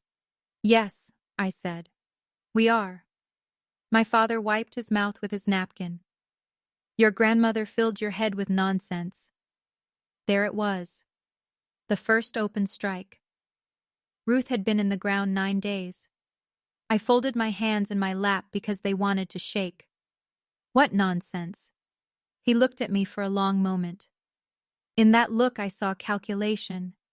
Not guilt, not sorrow. Math. He was measuring how much I knew.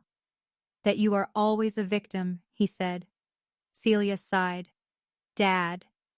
"No," he said, holding up one hand. "She needs to hear it." Ruth indulged this. The sulking, the suspicion, the idea that everyone owes Elise a special explanation for ordinary family life. Ordinary family life.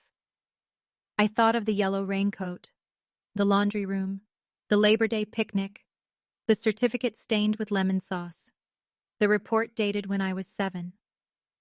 My mother's voice came soft.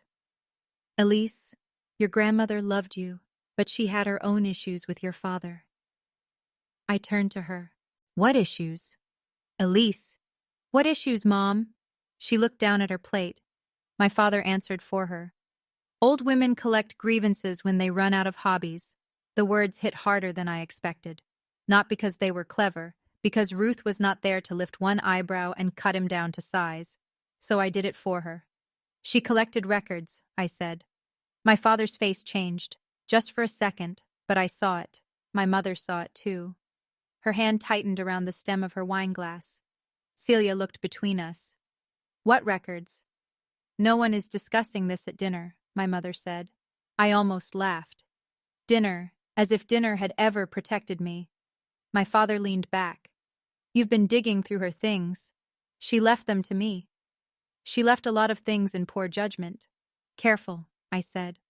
The word came out before I planned it. Quiet. Sharp. His eyes narrowed. "Excuse me?" "Careful how you talk about her." He stared at me. Then slowly, he smiled. It was the smile from the meatloaf dinner years before. The one without warmth. "There she is," he said. "Ruth's little archivist, so sure paper can make her into whatever she wants to be." My mother whispered, "Martin." This time, I could not tell whether she wanted him to stop for my sake or his. He kept going. "You want truth? Fine. The truth is, you have always been determined to see insult where there is only reality. Celia accepts who she is. You fight it." "Who am I?" "Elise," my mother said sharply. I did not look away from him. "Who am I, Dad?" He tapped one finger on the table. Once, twice, 3 times. Then he said, "Someone who should be careful asking questions she may not like answered." There it was. The room Ruth warned about was not fully arranged yet, but the furniture had started moving. I stood. My mother reached for control. "Sit down." "Yo, are making a scene?" "No," I said. "I'm leaving one." Celia muttered, "Classic." I turned to her. You do not know half of what you think you're clapping for. Her face flushed. My father stood too. Don't threaten your sister. I didn't. You implied something. I implied she should be quiet about things she hasn't read. His eyes flicked to the hallway, toward my coat, toward my bag. He knew. Maybe not what I had. But he knew paper had survived him. I left without taking leftovers. In the car, I sat in my parents' driveway under the porch light and gripped the steering wheel until my fingers hurt. Through the front window, I could see their shapes moving in the dining room, my mother clearing plates, Celia waving her hands, my father standing still. He had not followed me. That was when I understood something important. My father was not ready to confess.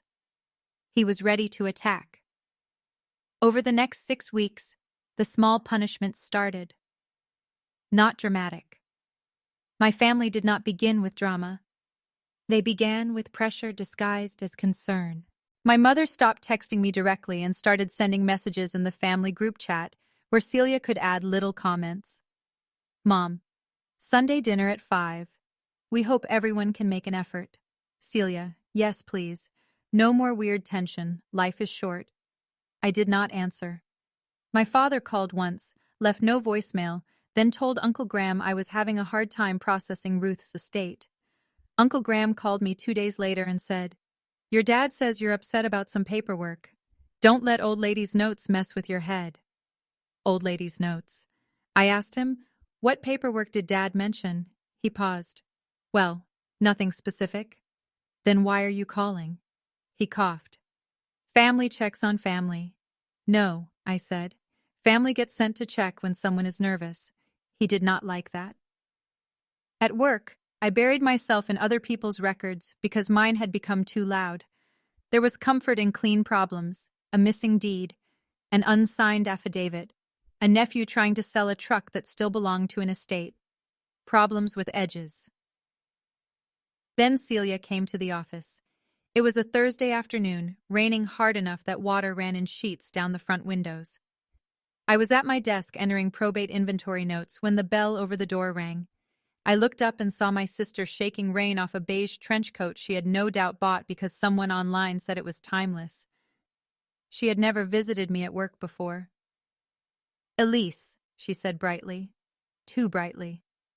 Mr. Vale's assistant, Nina, glanced at me from the copier. "Hi," I said. Celia looked around the office the way my mother had, but less subtle. "Wow, this is very legal. What do you need?" She laughed. "Can't I visit my sister?" "No." Nina coughed to hide a laugh. Celia's smile tightened. "Can we talk privately?" I stood. Conference room. The conference room was small, with a round table and a whiteboard stained by old marker. Celia sat, crossed her legs, and placed her handbag on the table like a third person. I closed the door but stayed standing. She looked at me with practiced softness. "We're worried about you."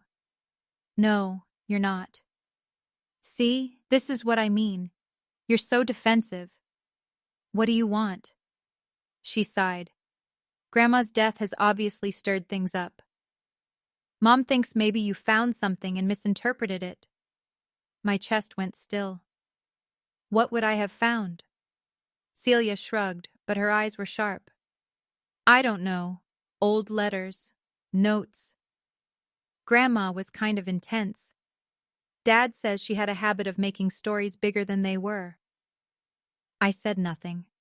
She leaned forward. "Elise, I'm going to say this with love." Whenever Celia said with love, she meant without consequences. You have always wanted a reason for feeling different, but maybe you just are different. That doesn't mean there's some grand family conspiracy.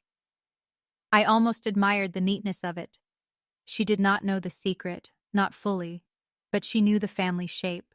Protect the center. Blame the edge. "Did Dad send you?" Her mouth opened, then closed. "No. Mom, I came because I care. You came during work hours to ask what I found in Grandma's things." Her cheeks pinked. "I came to ask you not to blow up the family over something you don't understand." There it was. What don't I understand? She looked away. Dad said there were questions when you were little. Questions. A soft word for a blade. What kind of questions? She lowered her voice. About paternity. Hearing Celia say it should have hurt. It did not. Something in me had already moved beyond the old wound. The wound now had a floor. I could stand in it. And what did Dad say about those questions? He said Grandma never let things go. That Mom was hurt enough back then and you bringing it up now would be cruel. Mom was hurt enough. I thought of Marin's letter. Diane at her apartment with cash. Diane typing, "Do not mistake silence for weakness." Diane letting me grow up under doubt she knew was false. I sat down across from Celia. Celia, do you know whether Dad had a DNA test done when I was a child? Her eyes flicked, so she knew something. I don't know. Did he tell you there was one? He said things were complicated. What things? She shifted in the chair. Look, I'm not here to interrogate Dad's past. No. You're here to interrogate my reaction to it. That is not fair. Fair has not been in the room for a long time. Her face hardened then. The softness vanished. There was my sister, sharp and shiny. You know what? Fine. You want honesty? It was exhausting growing up with you acting like some wounded little bird all the time. Mom and Dad were constantly careful around you. I stared at her. Careful. That was one word for it. They were careful around me? Yes. Because you made everything heavy. I almost smiled. Not because it was funny, because the cruelty had become so plain it was no longer confusing. Celia, what do you think happened to me? She rolled her eyes. I think you were jealous. I think Grandma fed it because she liked having someone worship her. And I think now you found some old paper that makes you feel powerful for once. For once. There are sentences that reveal a whole person by accident. I stood. You should go. She grabbed her bag. Gladly. At the door, she turned. Oh, and Mom wanted me to remind you that Grandma's dining set is staying with Dad. Don't start making claims about that, too. The dining set. I laughed under my breath. What? Nothing. It's just amazing what you think matters. She left in a cloud of expensive perfume and wet wool. Nina appeared at my desk 5 minutes later with a cup of coffee. I don't know what that was, she said, but I hated her immediately. I took the cup. Thank you. You okay? I looked at the rain on the window. No. She nodded. Good. Honest answer. Ruth would have liked Nina. That night, I opened the binder again. I had been thinking like a hurt daughter. Celia's visit made me start thinking like a records coordinator. Who knew what, when? I built a timeline. 93, Martin meets Marin in Toledo. 94, Julian born. 95, Marin requests support. Diane contacts Marin. 96, private paternity test confirms Martin is Julian's father. 96, I am born. 2003, private paternity test confirms Martin is my father. 2003 onward, Martin continues implying uncertainty about me. That timeline was not just cruel, it was strategic. If Martin had doubts about me before 2003, the test ended them. If he continued using doubt after 2003, then doubt had become a tool. A way to keep me unstable. A way to make my mother's fear useful. A way to keep Celia high and me low. But the question that bothered me most was why 2003? Why test me at 7? I searched Ruth's notebooks from that year. April 2003. Martin angry after D said E looks like Marin. May 2003. D crying in pantry. Said cannot live with question. Martin said better question than answer. June 2003. Test done. D relieved. M not relieved. Strange. Better question than answer. I sat with that line a long time. A question can be more useful than an answer if you are the one asking it. My father had wanted the doubt alive. My mother had wanted it dead. The test proved I was his, but that did not serve him. So he kept the tone, the hints, the bloodline. He could not accuse my mother openly without exposing his own affair. But he could make me feel questionable. He could punish Diane through me. He could punish Ruth by making the child she loved feel outside. He could control everyone with a shadow. That kind of cruelty is hard to explain, because no single sentence sounds large enough. It was not one din, near. It was not one joke. It was not one DNA report. It was a weather system, and I had lived under it so long I had mistaken rain for air. By then, it was late April. Larkspur thawed into mud and daffodils. My mother planted pansies by the front walk. Celia sent wedding venue links to the family chat as if nothing had happened. My father went silent. His silence bothered me most. Martin Rowan did not waste silence. He stored it, shaped it, spent it when it could buy him something. On May 2nd, I got a letter from my father. Not a text, not an email. A letter on his office stationery, folded once in a business envelope. Elise, your recent behavior has caused concern. I understand grief can distort judgment, especially when influenced by Ruth's long-standing resentment toward me. However, I will not allow false narratives or old misunderstandings to damage this family further. If you have questions regarding your place in this family, we can address them privately and maturely. But if you choose accusation, you should be prepared for facts. Dad, your place in this family. Prepared for facts. He was threatening me with a test he knew would prove I was his unless he had something else, or unless he thought I did not know. That was the first time I wondered if he planned to produce the old paternity question publicly before I could produce the answer. If he framed me as unstable, jealous, grieving, obsessed with Ruth's papers, then even real documents would look like weapons from an emotional daughter. I called Mr. Calder. I got a letter. I read it aloud. He was quiet for a moment. That is not a letter of reconciliation, he said. No. It is positioning. I know. What do you want to do? This time, I had an answer. I want certified copies of everything we can get. I want to know whether the lab still exists. I want chain of custody if possible. I want Marin's last known records searched legally. I want to know if Julian is alive. And I want to be ready if my father tries something. Mr. Calder exhaled. Then we begin. That was the start of the preparation my family later called revenge. It was not revenge. Revenge is fire thrown because you want to watch someone burn. This was flood insurance. For the next 2 months, I lived 2 lives. By day, I worked estates. I answered phones. I scanned wills. I drank coffee from the chipped mug Nina had labeled Queen of Receipts in black marker. I listened to clients cry about houses, rings, bank accounts, and the unfairness of siblings who had been unfair long before money gave them a subject. By night, I built the record of my own family.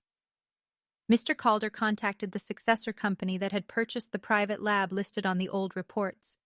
The original lab had closed in 2011, but its records had been transferred as part of a compliance archive. Not everything survived. Enough did. After forms, fees, identity verification, and several calls that made me want to scream into a pillow, we obtained certified confirmation that the 2003 report existed and matched the copy Ruth held. For Julian's 1996 report, the chain was harder. Older records, different storage, one missing accession page, but there was a certified summary, and Mr. Calder found a retired lab administrator willing to sign an affidavit confirming the report format, numbering system, and custody practices from that period. Her name was Dr. Lenora Pike. She was 72, lived in Akron, and had no patience for family drama. On our first video call, she adjusted her glasses, looked at the scanned report, and said, "Yes, that's ours." And before anyone asks, no, we did not hand out 99.9961% paternity probabilities as party favors. I liked her immediately. She walked us through what could be certified, what could not, and what language mattered. "Do not overstate," she told me. "The truth does not need makeup." That sounded like something Ruth would have said if she had worked in a lab. We also found Marin. Not directly at first. There are rules, and I followed them. I did not stalk.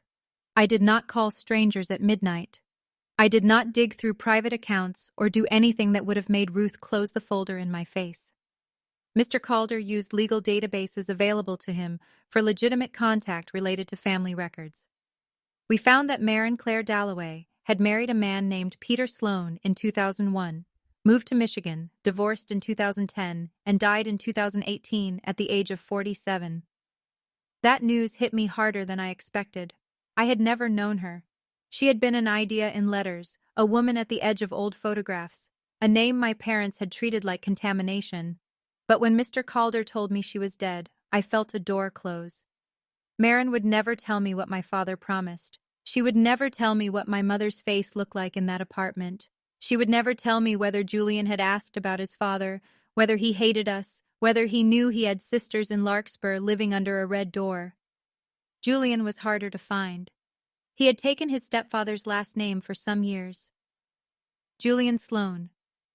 Then changed back to Dalloway after his mother's divorce. He had lived in Ann Arbor, then Detroit, then a town outside Toledo. He was 30 now, worked, according to public licensing records, as a paramedic. A paramedic. The word sat in me. A man who answered emergencies. A man who walked into other people's worst hours with gloves, training, and a bag of tools. My father's hidden son had grown into someone who showed up. I did not contact him right away. For 3 weeks, his name stayed on a yellow sticky note inside the binder. Julian C. Dalloway. No phone number written, no address, just the name. I would open the binder and see it there. A person reduced to a line because that was all I had permission to hold yet. One Friday in June, I drove to Ruth's old house. It had not sold yet.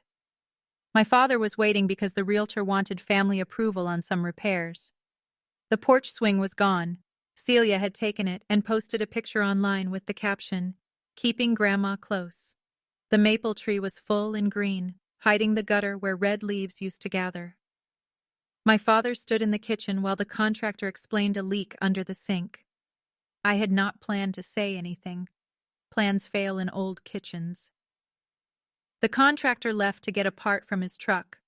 My father and I were alone beside Ruth's table, the same table where she had taught me to read deposit slips, where she had written notes in spiral notebooks, where she had refused to answer before I was ready. My father looked around with distaste. "She should have moved years ago," he said. "This place became too much. She loved this house. She loved control." I turned to him. "Is that what you think records are? Control?" He looked at me. "Depends who's keeping them." I almost smiled. "You must have hated that she kept yours." His face went still. The contractor's footsteps sounded on the porch, then paused as he took a call. My father lowered his voice. "You are playing with things you do not understand." "No," I said. "I'm reading things you hoped I'd never find." A muscle moved in his cheek. Ruth was bitter. About Julian? His eyes changed. There are moments when a person's mask does not fall. It cracks. A thin line only, enough to show the pressure underneath. He said nothing. I said the name again. "Julian." My father looked toward the back door, then at me. "Do not say that name in this house. This house knew that name before I did." He stepped closer. "Listen to me carefully. Whatever you think you found, you will not drag this family through filth, because Ruth filled your head with half a story." "Half?" I said. "Then tell me the rest." His mouth opened, closed. He could not, or would not. So he did what he had always done. He reached for me. "You always wanted proof you were wronged," he said. "Congratulations. You found a way to make someone else's pain about you." That one landed. I hate admitting it, but it did. Because there was a piece of truth near it, and cruel people love to hide poison beside truth. Julian's pain was not mine. Maren's pain was not mine. Their story did not exist to explain me. But my father had used all of us. That was the part he wanted buried. I said. You made it about me when you used doubt as punishment after you knew the answer. He stared. I watched the sentence reach him. After you knew. Now he knew what I had. The contractor knocked on the open door frame, holding a wrench. Sorry. You folks okay? My father stepped back first. Fine, he said. Fine. That's the word they use for everything that used to be love. The contractor fixed the sink. My father did not speak to me again before leaving, but 2 days. But 2 later, my mother called. This time I answered. Elise, she said, breathless with forced calm. Your father tells me you said something very ugly at Ruth's house. I was at my kitchen table, binder open. Outside, summer rain tapped the fire escape. I said Julian's name. Silence, not confusion. Recognition. Then she said, You have no right. No right. Not who. Not what are you talking about. No right. I closed my eyes. How old was he when you went to Marin's apartment? Her breathing changed. My whole childhood was in that breath. How dare you, she whispered. How old, Mom? This is exactly what I warned Martin would happen if Ruth kept stirring. How old was Julian? She did not answer. So I did. He was a baby. Elise. You brought cash to a woman with a baby and told her not to damage our family. You do not know what she was doing. She was asking his father for help. She was trying to destroy a marriage. Dad destroyed the marriage. No, my mother said, sharp now. No. You do not get to judge choices made before you were born from your little apartment with your little files. Little. There it was, the word underneath every kindness. My little apartment. My little files. My little life. My little place in a family she had curated like a mantle display. I was born into the consequences of those choices. She made a sound. Not quite a laugh. You were loved. I looked at the 2003 report in its clear sleeve. Was I? How can you even ask that? Because Dad tested me when I was 7 and then kept using blood like a threat. The silence after that was long. I counted it. 1, 2, 3, 4, 5, 6, 7, 8, 9. Finally, she said, He was hurt. I pulled the phone away from my ear and looked at it. Then I put it back. He was hurt? You don't understand what that time was like. No, I understand enough. He cheated. He had a son. You knew. He questioned me anyway, and you let him. My mother began to cry. But my mother's tears were not like Ruth's apologies. They were not clean. They arrived with furniture. They needed the room rearranged around them. I did what I had to do to keep us together. Who is us? My family. Was Julian your family? She inhaled sharply. That is cruel. No, I said. It is a question. He was not mine. The words came out fast. Too fast. Like something she had told herself so often it had a groove. He was not mine. I thought of little Julian on a porch step with a toy truck. No, I said, but I was. She cried harder. Elise, please, you have to understand. I had Celia. I had you coming. I had a life. Your father made a terrible mistake, and that woman would not let it stay in the past.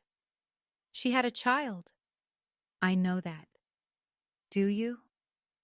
My mother's crying stopped. When she spoke again, her voice was cold. You sound just like Ruth. Thank you. That was not a compliment. I know. She hung up. My hands shook after the call. I set the phone down and pressed my palms flat to the table. That was the moment I stopped wanting their confession. I still wanted answers. Of course I did. But I understood that confession from people like my parents would not come as a clean gift. It would come wrapped in blame, soaked in self-pity, priced too high. I did not need them to admit the record was true. I needed the record ready when they denied it. If your chest is tight right now, that is because you recognize the shape of a family that calls truth cruelty when it loses control of the story. Comment the word report if you are still with me and stay close, because the report my father thought would end me was already becoming the report that would name him. In July, I contacted Julian. I did not do it by surprise phone call. I did not send a dramatic message. Mr. Calder helped me draft a letter that gave him control. Dear Mr. Dalloway, my name is Elise Rowan. I believe we may be connected through Martin Rowan of Larkspur, Ohio. I understand this may be unexpected and unwelcome. I have documents left by my grandmother, Ruth Rowan, including correspondence involving your mother, Marin Dalloway. I am not seeking anything from you. I am writing only to offer information you may have a right to know and to ask whether you would be open to limited contact through my attorney, Thomas Calder. If you prefer no contact, I will respect that completely. Sincerely, Elise Rowan. I read it 40 times before sending it. Then I mailed it to the address Mr. Calder confirmed through proper channels and tried not to think about it every waking minute. He responded 11 days later, not by letter, by email to Mr. Calder. Mr. Calder forwarded it to me with the subject line, Response from J.D. I sat at my desk at work after hours, the office quiet around me, and opened it. Mr. Calder, you can give Ms. Rowan my email. I know who Martin Rowan is. My mother told me some, not all. Ruth sent birthday cards when I was little. I remember that. I didn't know she had passed. I'm sorry. I am willing to hear what Ms. Rowan has to say. I don't want money. I don't want a scene. I have a life. Julian, I read that last line over and over. I have a life. It was not defensive. It was a boundary. A good one. I wrote back the next day. Julian, thank you for answering. I am sorry to tell you Ruth died in February. She kept records because she believed you deserved not to be erased. I only learned about you recently. I do not want a scene either. I have spent most of my life under hints that I was the questionable child in the family, and Ruth's papers showed me that the real hidden truth was what happened to you and your mother. I am sorry. I know I did not do it, but I am sorry I grew up in the house that benefited from it. Elise. His reply came 2 days later. Elise, that is a strange sentence to receive, but I understand it. My mom did not hate you. I want you to know that first. She hated him. Sometimes your mother. Mostly the silence. But not you or your sister. She said once that the wife and kids were also living in the blast radius, just a nicer part of it. I would like to know what Ruth kept. Blast radius. A nicer part of it. I sat with that sentence for a long time. Marin, the woman my mother had reduced to a threat, had understood more about us than we had understood about her. Over the next month, Julian and I exchanged careful emails. Careful is not cold. Sometimes careful is respect with its shoes off at the door. He told me his mother worked 2 jobs for years. Medical billing by day, grocery store customer service some evenings. He told me he remembered birthday cards from Ruth until he was about 9, always with $10 and no return address. Though his mother knew. He remembered once when he was 5 or 6, a white-haired woman meeting them at a diner off the highway. Ruth. She brought him colored pencils and asked if he liked trucks. He did. She listened like the answer mattered. I cried when I read that. Ruth had found ways to love where she could not repair. Julian knew Martin's name. He had seen one photograph.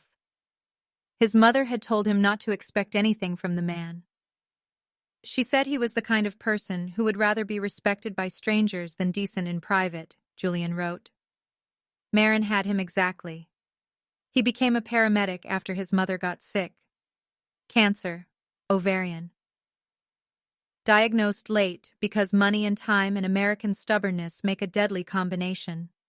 He wrote about driving her to appointments after 12-hour shifts, about arguing with insurance, about learning which nurses were kind and which doctors looked through poor women as if they were already ghosts. He did not write like someone looking for pity. He wrote like someone who had counted costs. The first time we spoke by phone, I was more nervous than I had been for job interviews, dental surgery, and every family dinner combined. It was a Sunday evening. I sat on my kitchen floor because chairs felt too formal. My phone rang at 7 o'clock exactly. Hello? Elise? His voice was lower than I expected. Tired, warm around the edges. Hi. Hi. Then we both laughed, awkwardly, because what do you say to a stranger who shares your father's blood and none of your memories? He said, "This is weird. So weird." Good. Glad we agree. I liked him then. We talked for 38 minutes, about Ruth first, then Marin, then work. Safe things, but not shallow. He told me he had a dog named Beans because his partner found him eating from a spilled bag of dry beans outside a fire station. I told him about Mrs. Alvarez's cat and the way it judged my apartment. He asked if Celia knew. I said I did not think she knew all of it. And Martin? He asked. I noticed he did not say your father. He knows I know your name. Silence. How'd that go? Badly. Sounds right. I swallowed. I'm sorry. You keep saying that. I know. You didn't make him. No, but I need to say it. He was quiet for a moment. My mom would have liked that you said it. That was enough to make me press my fingers against my eyes. Near the end of the call, he said, "What do you want from me, Elise?" A fair question. I don't know, I said. Nothing you don't want to give. I wanted you to know Ruth didn't forget you. And I wanted you to know Martin may try to use DNA in my family as a weapon. He exhaled. Against you? Yes. That's rich. A short laugh escaped me. Yes. I have my own test, he said. I went still. What? My mom did one again when I was 18, different company. I think she wanted me to have something if I ever needed it. I never used it. My heart began to beat faster. Do you still have it? Somewhere. I'd have to look. You don't have to. I'll look. He found it 2 days later. A modern DNA test from 2012, legally collected, confirming Martin Rowan as his biological father. Marin had paid $420 for it. The receipt was still in the envelope. $420. I thought about the irregular money orders from my father, the $2,000 cash my mother offered, the $3,400 graduation party for Celia, the $18,000 wedding venue minimum everyone called reasonable. Marin had paid $420 for proof my father should have given freely. Julian sent a scanned copy to Mr. Calder first. Then, after a week, he agreed to sign a limited statement confirming that he had no interest in money or public conflict, but would authenticate his own records if Martin denied him or Marin. That mattered. Not because I wanted to use him, because the truth had a living witness now, a person, not just paper. I promised Julian I would not bring his name into anything without warning him first. He thanked me. I've had enough men making choices around my life, he said. Appreciate being asked. I wrote that sentence on a sticky note and placed it inside the binder. Being asked. Such a small mercy. Such a large difference. By August, my family had shifted from pressure to planning. I did not know the full plan yet. I felt it in the air. My mother began leaving softer voicemails. Elise, we miss you. This distance is not healthy. Elise, your father has been thinking. He wants to clear the air. Elise, Celia's wedding planning should be a happy time. We can't have this cloud. This cloud. Not his affair, not Julian, not years of doubt. My knowledge of it. Celia texted a screenshot of bridesmaid dress options with, "Do you prefer sage or dusty blue?" Trying to include you even though you've been MIA. I stared at the dresses, 280 sides each, not including alterations. I wrote back, I'm not comfortable committing to wedding expenses right now. She responded within seconds. Seriously? It's one dress. This is why Mom worries about you. You make everything about old drama. Old drama. The child my father abandoned was not drama. The report he had hidden was not drama. My mother's silence was not drama. It was history with receipts. On August 19th, Julian's birthday, I sent him a message. I hope today is peaceful. Ruth wrote your birthday in her notebook every year. He replied hours later, that got me. Thank you. Then a minute later, she remembered. I took a photo of Ruth's notebook page from 2004, Aug 19 JCD 10, today. Sent card through MCD, wish better. I sent it. He did not reply until the next morning. Thank you for giving me that. I cried at my desk before work. Nina found me and said, do I need to hate someone again? Yes, I said. Same people? Mostly, she nodded. Efficient. That was how I survived that season, work.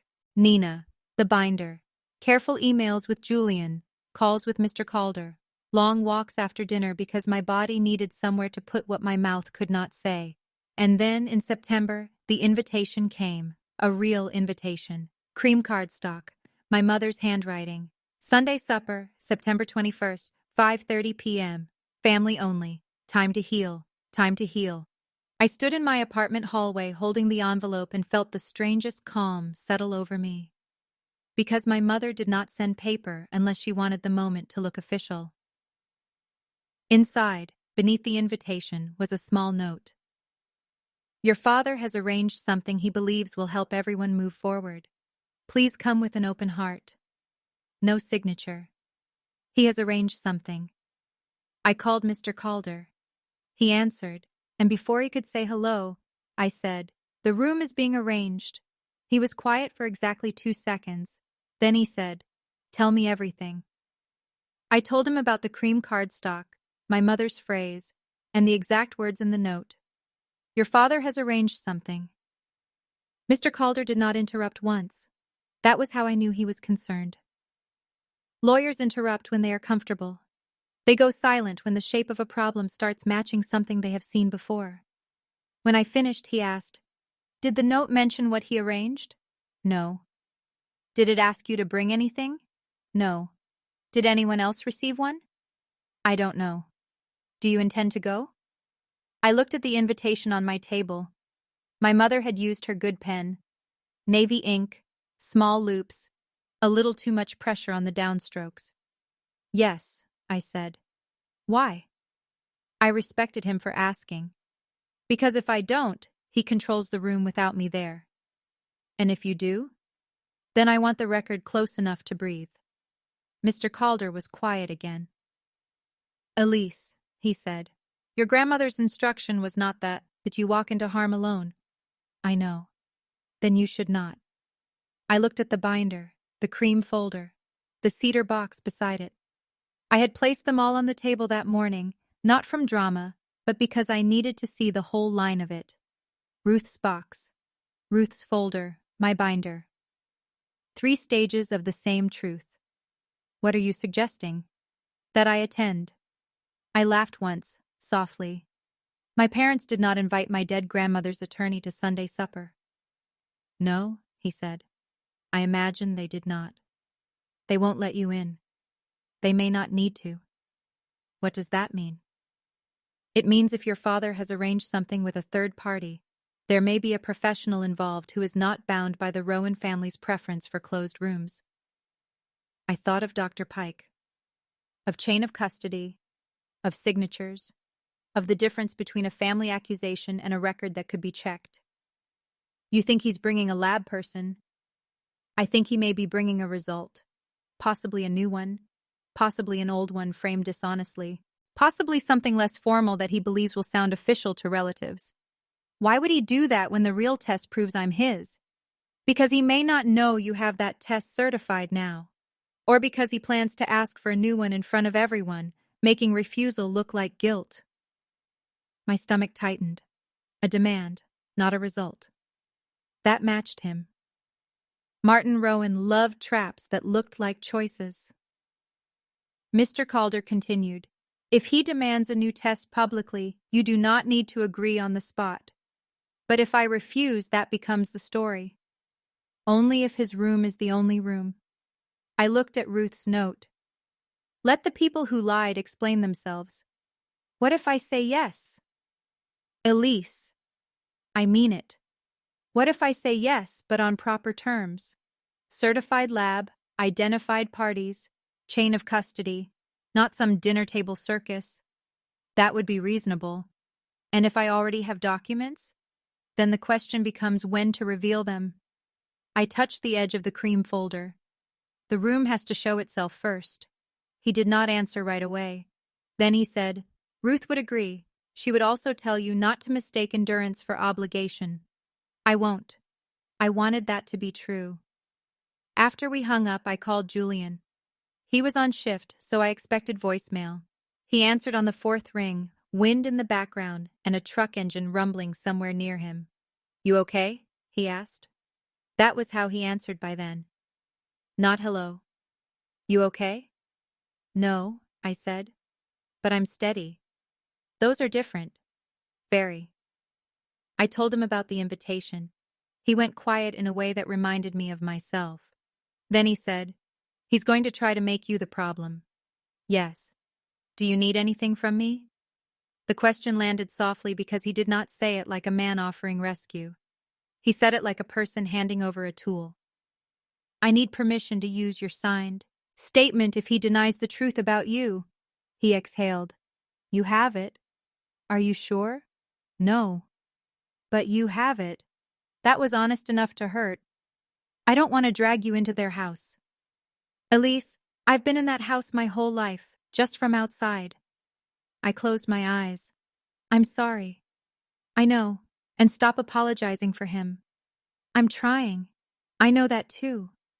There was noise on his end, a radio voice, someone calling his name. "I have to go," he said. "But listen, if he says my mother's name like she was dirt, you don't have to defend her for me." "I want to. I get that. But don't let him pull you into proving she was worthy of basic decency." "She was." That's the whole sentence. I wrote it down after we hung up. She was. That's the whole sentence.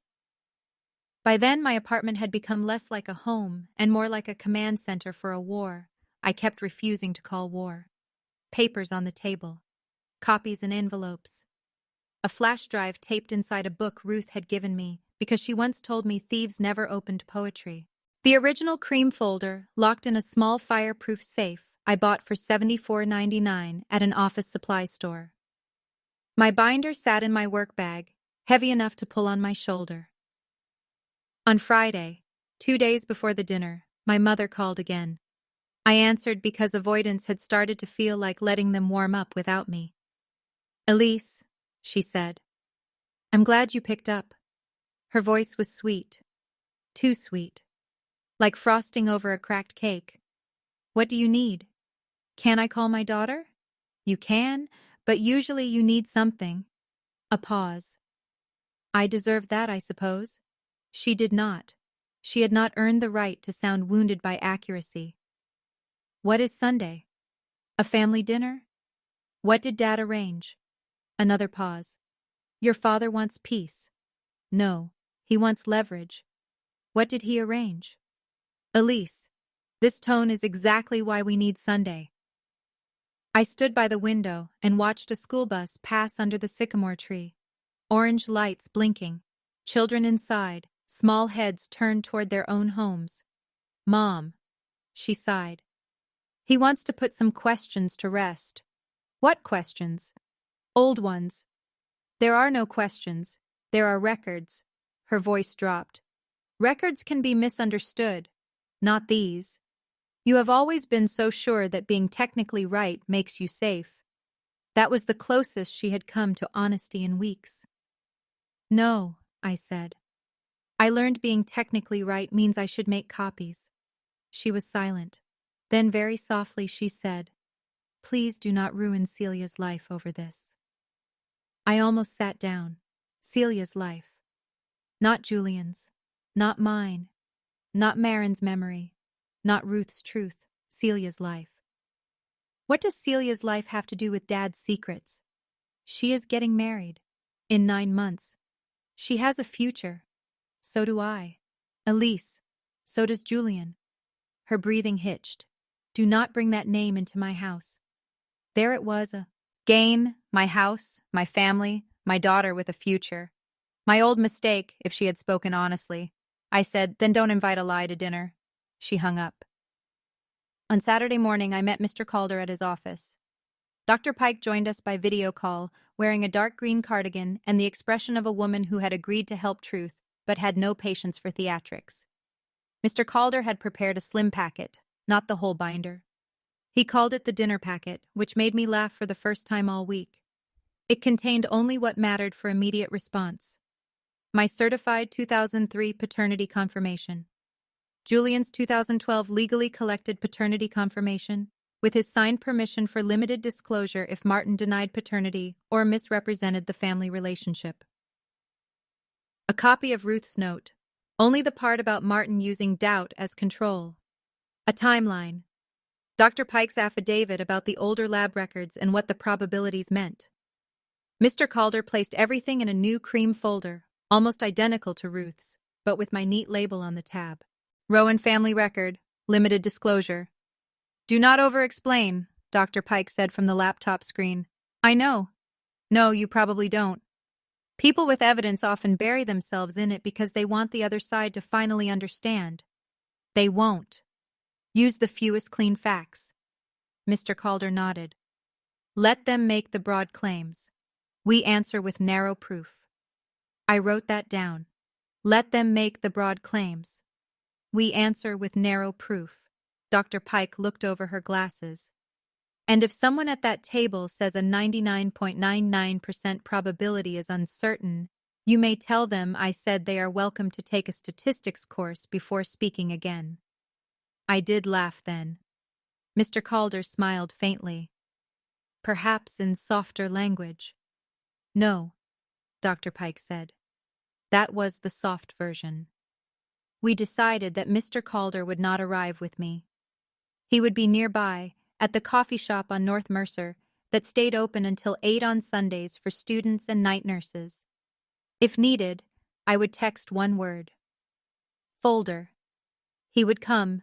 Dr. Pike would be available by phone if some lab issue needed immediate clarification, but she warned me she would not join a family brawl. I verify records, she said. I do not referee cowards. I wished Ruth had met her. Sunday came bright and cool. The kind of September day my mother would call perfect because it made every bad thing look unreasonable.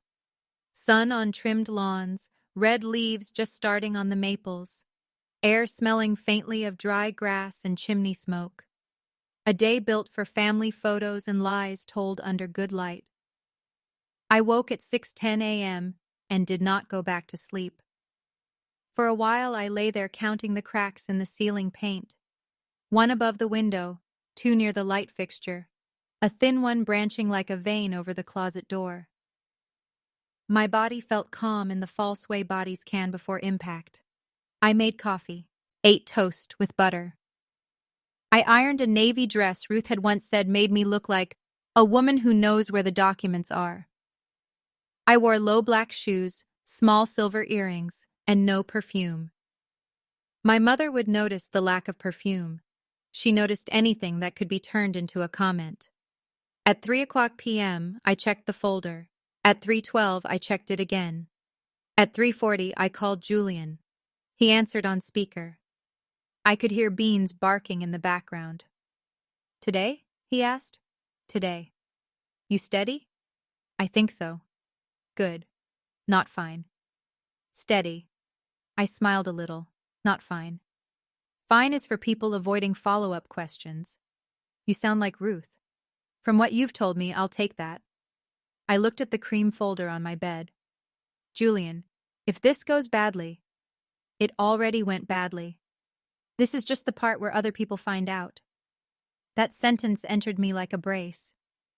You don't have to answer calls tonight, I said, if anyone tries to reach you. They won't have my number. My father might find a way. Then I won't answer. You're not responsible for managing me. I know. You're learning to know.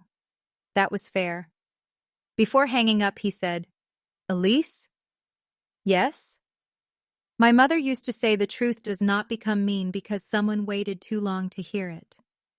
I closed my eyes. Your mother was very good at sentences.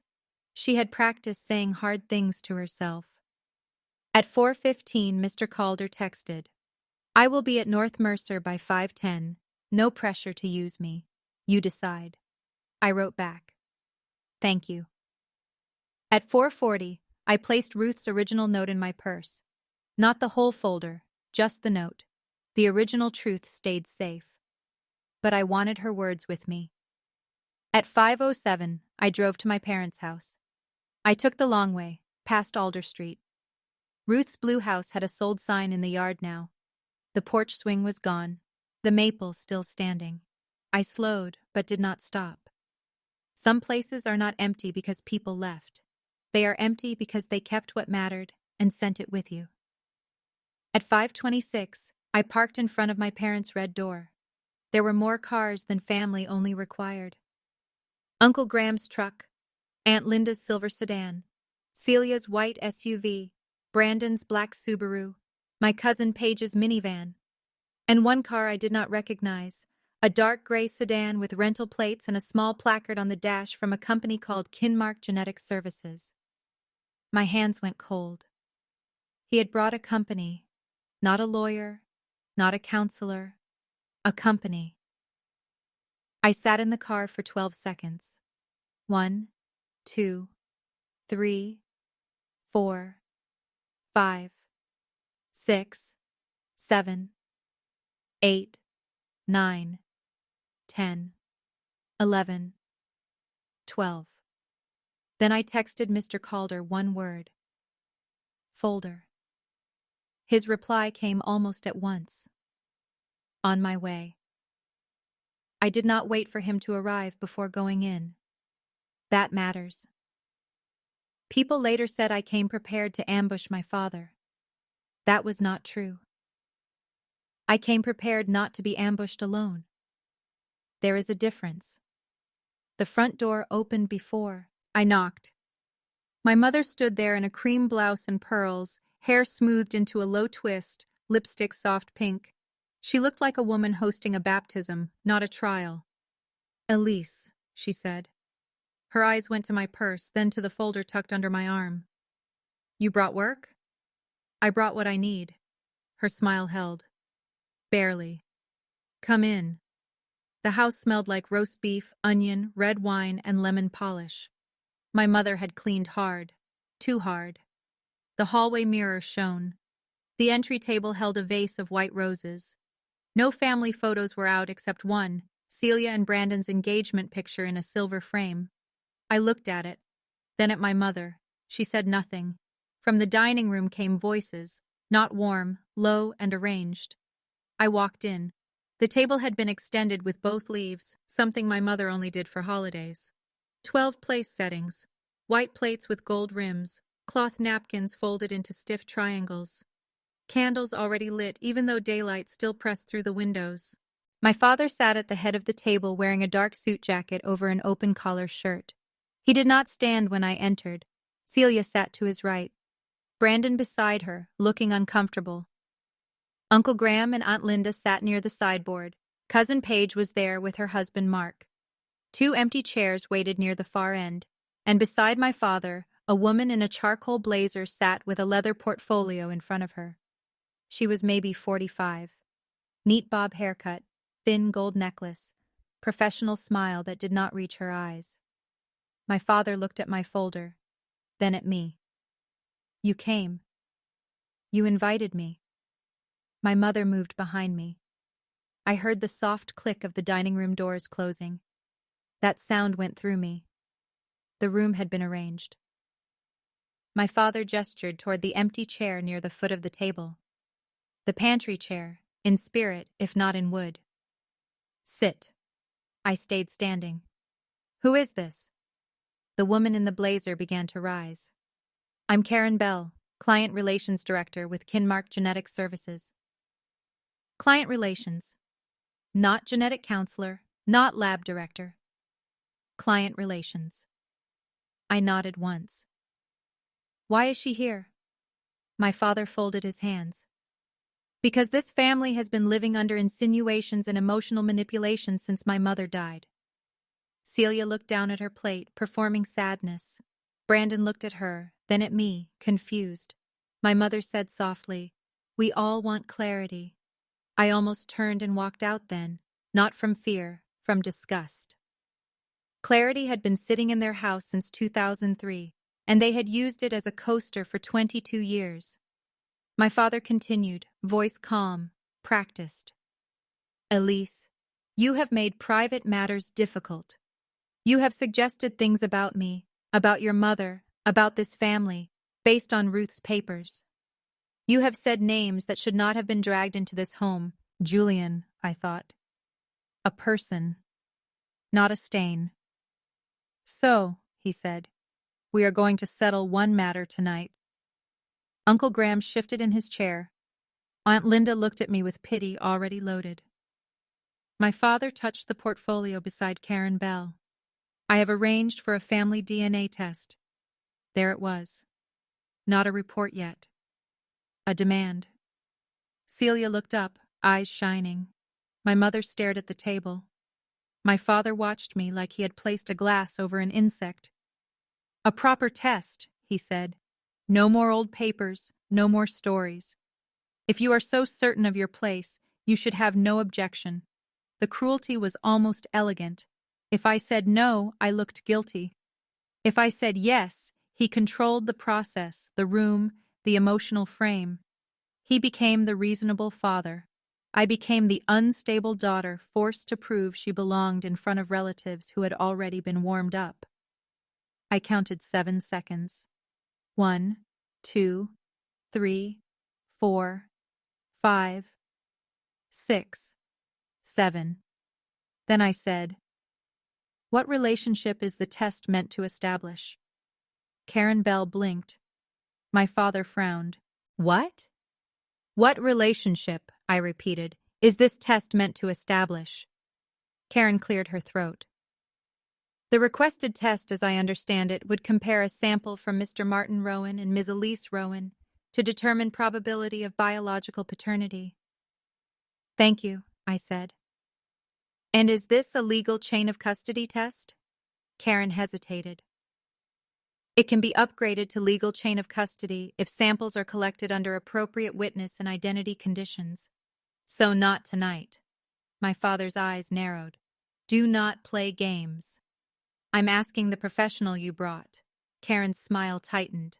Tonight would be an initial collection, if all parties consent. Formal legal collection would require additional steps. Thank you, I said again. Celia leaned forward. Oh my God, Elise, just take the test. I looked at her. Why are you excited? Her face flushed. I'm not excited, I'm tired. No, I said. You're waiting for me to be lowered. Brandon looked at her then, really looked. My mother said, Enough. My father stood. The room obeyed the movement. He was still tall, still broad-shouldered, still the man whose fork could quiet a table. But I saw what I had not seen as a child. He was not bigger than the room. He had just trained the room to shrink. You have spent months poisoning this family, he said. If you are my daughter, prove it. The old wound opened its mouth. For 1 second, I was 8 again in the yellow raincoat. You'll need to work harder. Then I felt Ruth's note in my purse. You are his daughter. And Julian's voice.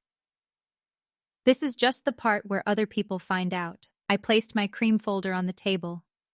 Not dramatically, just flat against the runner. No, I said. My mother closed her eyes. My father smiled. There it is. No, I repeated. I will not perform uncertainty for you, but I will if I answer the question with records. He laughed softly. Of course. Paper. Yes, I said. Paper. The doorbell rang. Every person in the room looked toward the hall. My father's face changed. My mother whispered, "Who is that?" I said, "Someone who understands chain of custody."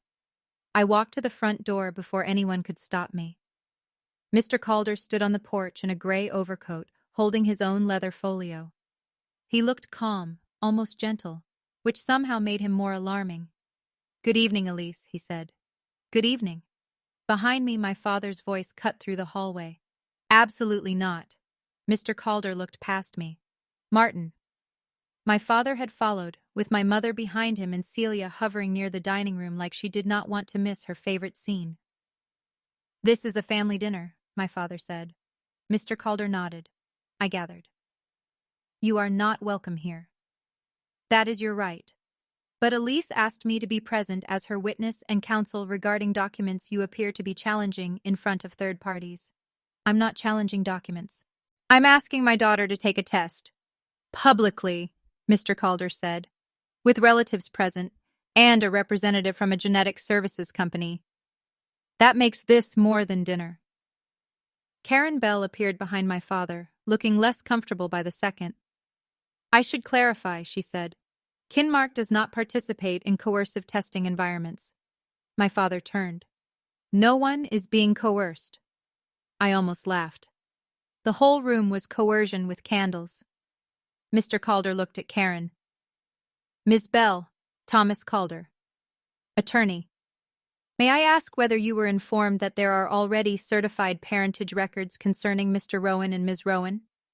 Karen's face went still in the professional way people go still when they realize a client has omitted the central fact. "No," she said. My father snapped. "Because they are irrelevant."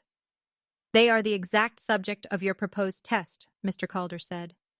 Uncle Graham appeared in the dining room doorway. "What records?"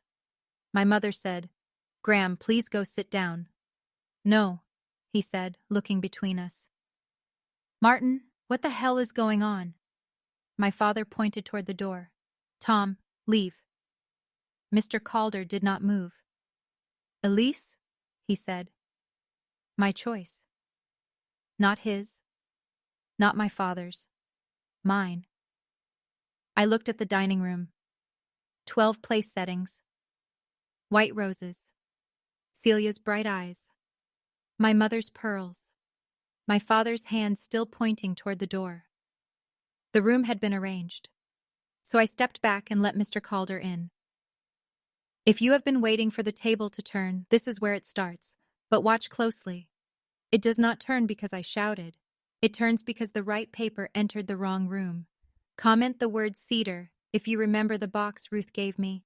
And stay with me, because the next 10 minutes changed every old sentence in that house." At 5:43 p.m., Mr. Calder walked into my parents' dining room. I know the time because the mantel clock chimed once as he passed the archway. My mother hated that clock. Ruth had given it to my father when my parents bought the house, and it never matched her decor. But she kept it because Martin liked the weight of family objects when they made him look rooted. At 5:44, Mr. Calder placed his folio on the sideboard, not the table. A small thing.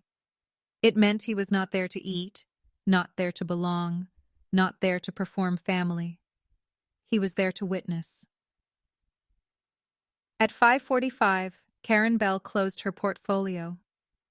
"Mr. Rowan," she said, "I think before any sample collection is discussed, I need to understand whether there are existing legal or certified records."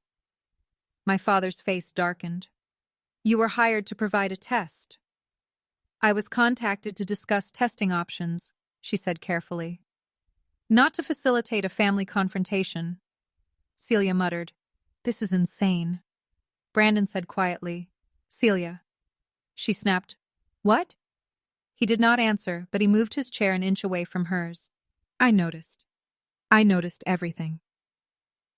At 5:46, my father turned to the relatives. "This is exactly what I mean, drama. She brought a lawyer to Sunday dinner." Uncle Graham said, "You brought a DNA lady." Aunt Linda whispered, "Graham." "No, I want to know." Martin, did you or did you not ask Elise here to prove she's yours? The room held its breath. My father looked at me with such hatred then that I finally understood something. He had not doubted I was his for years. He resented that I was. If I had belonged to someone else, he could have made me the proof of my mother's betrayal. But I was his. His blood. His child. And every time he looked at me, maybe he saw not uncertainty, but the fact that his favorite weapon had no honest blade. So he used it anyway. At 5:47, I opened the folder. Not all the way. Just enough to remove the first certified page. My hands did not shake. That surprised me. This is a certified confirmation of a 2003 genetic parentage analysis, I said. It confirms Martin Paul Rowan is my biological father, with a probability of paternity of 99.9987%. The number entered the room like a dropped glass. Celia's mouth opened. My mother's hand went to her pearls. Uncle Graham said, 2003? Aunt Linda looked at my father. Martin? My father's face had gone hard, but not pale yet. Old nonsense, he said. Karen Bell stepped closer. May I see? I looked at Mr. Calder. He nodded once. I handed Karen the copy. She read it. Her eyes moved line by line. Then she looked at the certification page attached behind it. This appears to be a certified record confirmation from the successor archive, she said. I would need full verification to speak formally, but this is not nonsense. My father said, it was private. It means nothing. It means, I said, you had me tested when I was 7. The room shifted again. 7 is a small age, too small for adult schemes, too small for dinner table doubt, too small for a father to keep using a question after he had paid for the answer. At 5:49, Aunt Linda covered her mouth. Cousin Paige whispered, Oh my God. Celia looked at my mother. Mom? My mother did not look at her. She looked at the table. My father said, There were reasons. Yes, I said. There were. But none of them were that I wasn't yours. His jaw tightened. You don't understand what your mother put me through. There it was, the old door. Blame Diane enough to distract from Martin. My mother looked up fast. Martin? He pointed at her. No, you wanted the test. You couldn't live with the question. And you loved having the question, she whispered. The whole room heard it. For the first time in my life, my mother's fear escaped her mouth as truth. My father turned on her with a look so sharp, Celia flinched. At 5:50, Mr. Calder spoke. Let us stay with the record. His voice cut cleanly through the room. Mr. Rowan, are you disputing that this test took place? My father said nothing. Are you disputing that the result confirmed Elise as your biological child? Silence. Are you disputing that you continued making statements to Elise, implying uncertainty after receiving that result? My father looked at him. This is not a deposition. No, Mr. Calder said. It is a dinner at which you demanded a DNA test from your daughter in front of 10 witnesses, despite having known the answer for more than 20 years. My mother sat down hard. The chair scraped the floor. Celia stared at my father like a mirror had just insulted her. At 5:52, my father made the mistake that broke the rest open. He said, This is all Ruth's revenge because of that woman. That woman. The air changed. Not for everyone. Not yet. But for me, the room narrowed into a tunnel. Julian had asked me not to defend Marin's worth because she should not need defending. He was right. So I did not defend her. I named her. You mean Marin Dalloway? My father's eyes flashed. My mother whispered, Elise, don't. I looked at her. Don't what? Say the name of the woman you visited with cash? Say the name of the mother whose baby you called a threat? Say the name you both tried to keep outside this house while using me as the decoy? Celia stood. What baby? No one answered her. So I did. Julian. Her face went blank. Who is Julian? My father slammed his hand on the table. The plates jumped. There he was. Not composed now. Not practical. Just loud. That is enough. I did not move. I counted the seconds after his hand hit the wood. 1, 2, 3. At 3, Karen Bell stepped back from the table. At 4, Brandon stood halfway, like he was ready to leave. At 5, Uncle Graham said, "Martin, who is Julian?" My father breathed hard through his nose. My mother looked smaller than I had ever seen her. Not innocent. Never innocent. But C.K. Maller. At 5:54, I removed the second page. This is a legally collected 2012 DNA report provided with written permission from Julian C. Dalloway. It confirms Martin Paul Rowan is his biological father with a probability of paternity of 99.99%. Celia sat down, not gracefully. Her knees seemed to give out and the chair caught her. Aunt Linda started crying quietly. Uncle Graham stared at my father. "You had a son?" My father said, "No. It was reflex. The kind of denial that leaves the mouth before the brain catches up with the paper in the room." Karen Bell looked at the document, then at him. Mr. Calder said, "Mr. Rowan, I strongly recommend you stop making false statements about biological relationships in front of witnesses." My father's face had gone pale now. Wet paper. Exactly as I told you at the beginning. At 5:56, my mother knocked over her wine glass. Red wine spread across the white tablecloth, moving fast toward her lap. She did not notice. She was staring at the document in my hand like it had a heartbeat. Celia whispered, "You knew?" My mother closed her eyes. Celia's voice rose. "Mom, you knew?" Still nothing. Celia turned to my father. "Dad?" My father looked at his golden child, and for the first time I saw him fail to find the voice he used for her. The room had no place for him to stand now. He had arranged it with me at the end, himself at the head, Celia glowing beside him, my mother polishing the edges, relatives as witnesses, a company representative as authority. But truth had moved the furniture. At 5:58, Brandon said, "Celia, did you know about this?" "No," she snapped. Then softer, scared. "No." I believed her. That surprised me. Celia knew plenty. She knew how to benefit. She knew how to repeat the family story because it placed her high. But she did not know this. Not fully. Her shock was too ugly to be performed. She looked at me then, and for the first time in maybe our whole lives, she did not look above me or through me. She looked at me like I had been living in a room she had never entered. At 5:59, my father sat down. That was when he looked oldest. Not when he shouted, not when he denied, when his knees bent and the chair took him. My mother finally grabbed a napkin and pressed it into the wine spreading across the cloth. Too late. The stain had already reached the seam. Fine, I thought. That's the word they use for everything that used to be love. At 6 o'clock, the mantel clock chimed 6 times. 1, 2, 3, 4, 5, 6. No one moved until the last chime died. Then my father said quietly, "This was private." That was his confession. Not "I'm sorry." Not "I did wrong." This was private. I looked at him across the table. "No," I said. "It was hidden. Those are different." His eyes lifted to mine. For once, he had no quick line. I continued because the truth had to be narrow.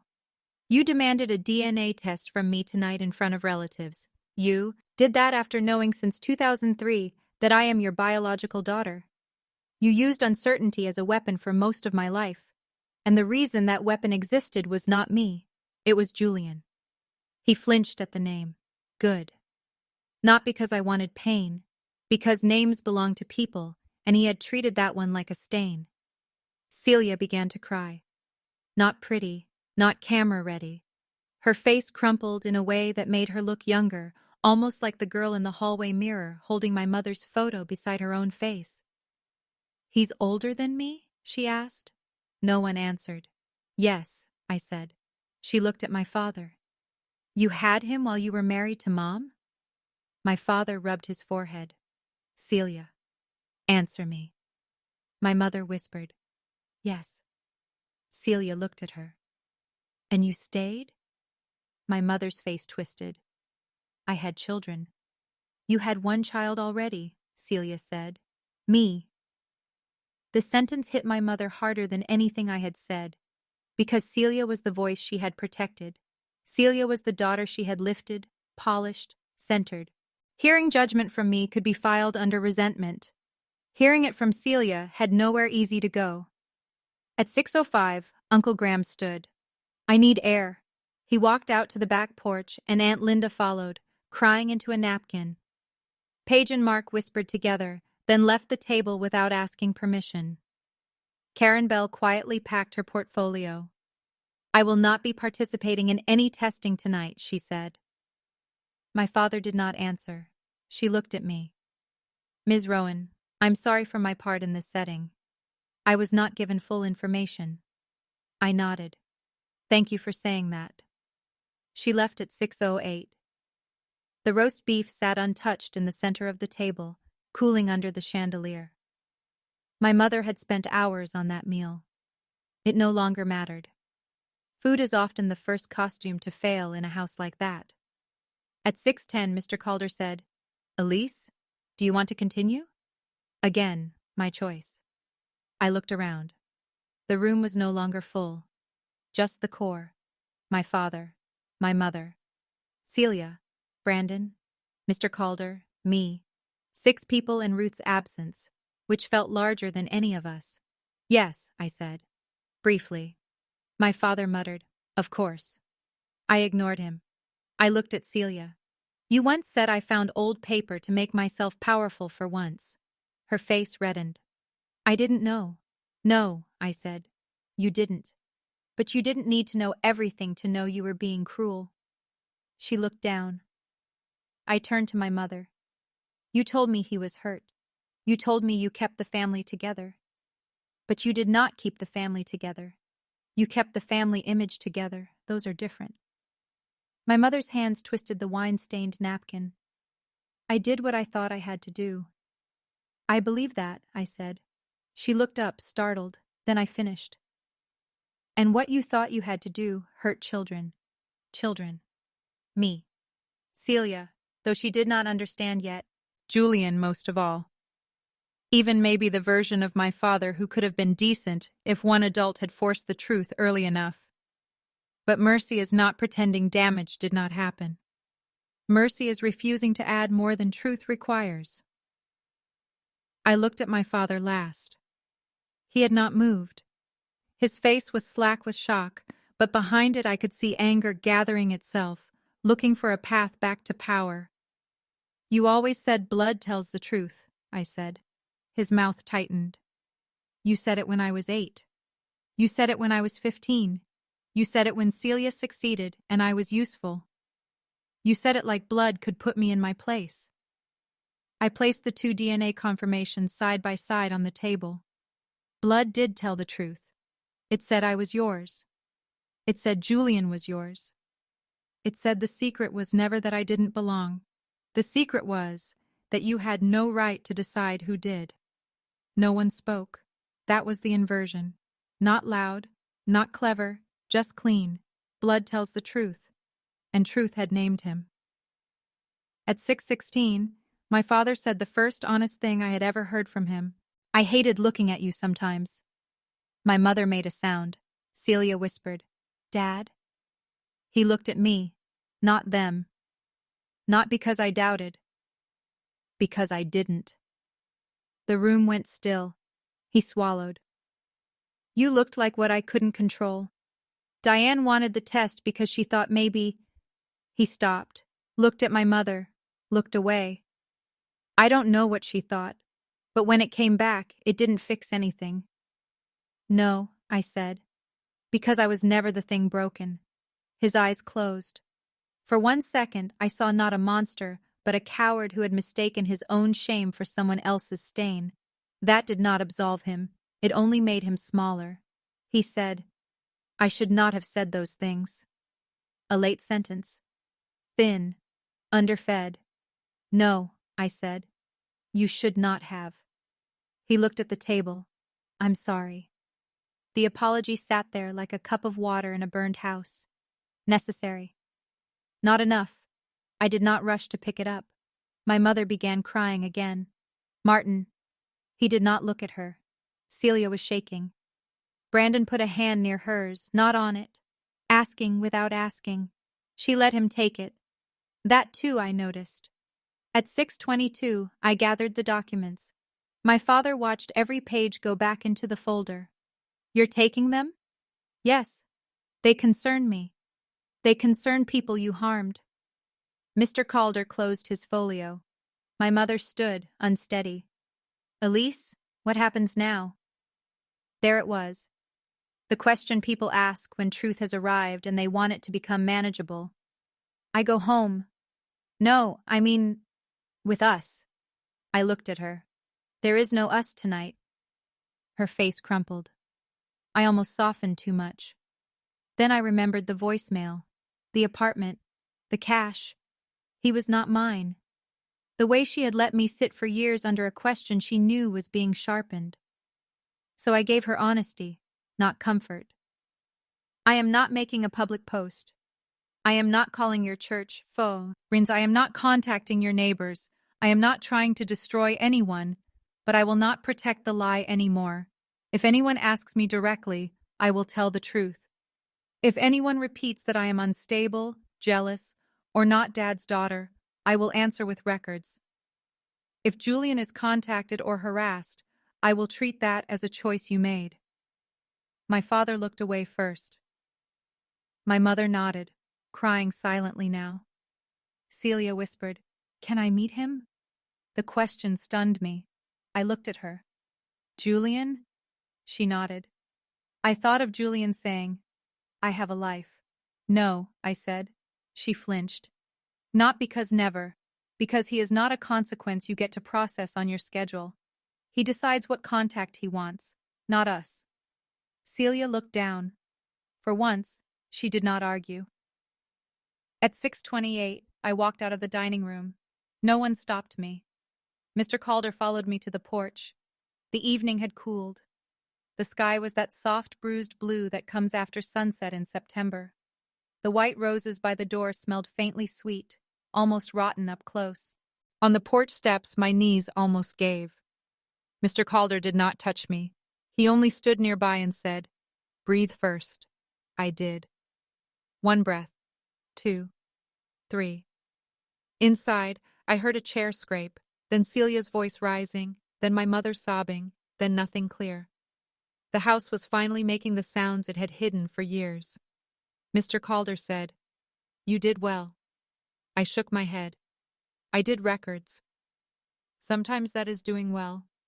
I looked at him. "Did Ruth know it would be like this?" "No," he said. "No one knows the exact weather. She only saw the clouds." I laughed through tears. It sounded broken, but it was real. "Thank you for coming. She asked me to. You allowed me to." That difference mattered. On the drive home, I did not cry. I thought I would. I had tissues on the passenger seat, ready like small white flags. But the tears did not come. I drove through Larkspur with both hands on the wheel, the cream folder on the seat beside me, street lights sliding across the windshield.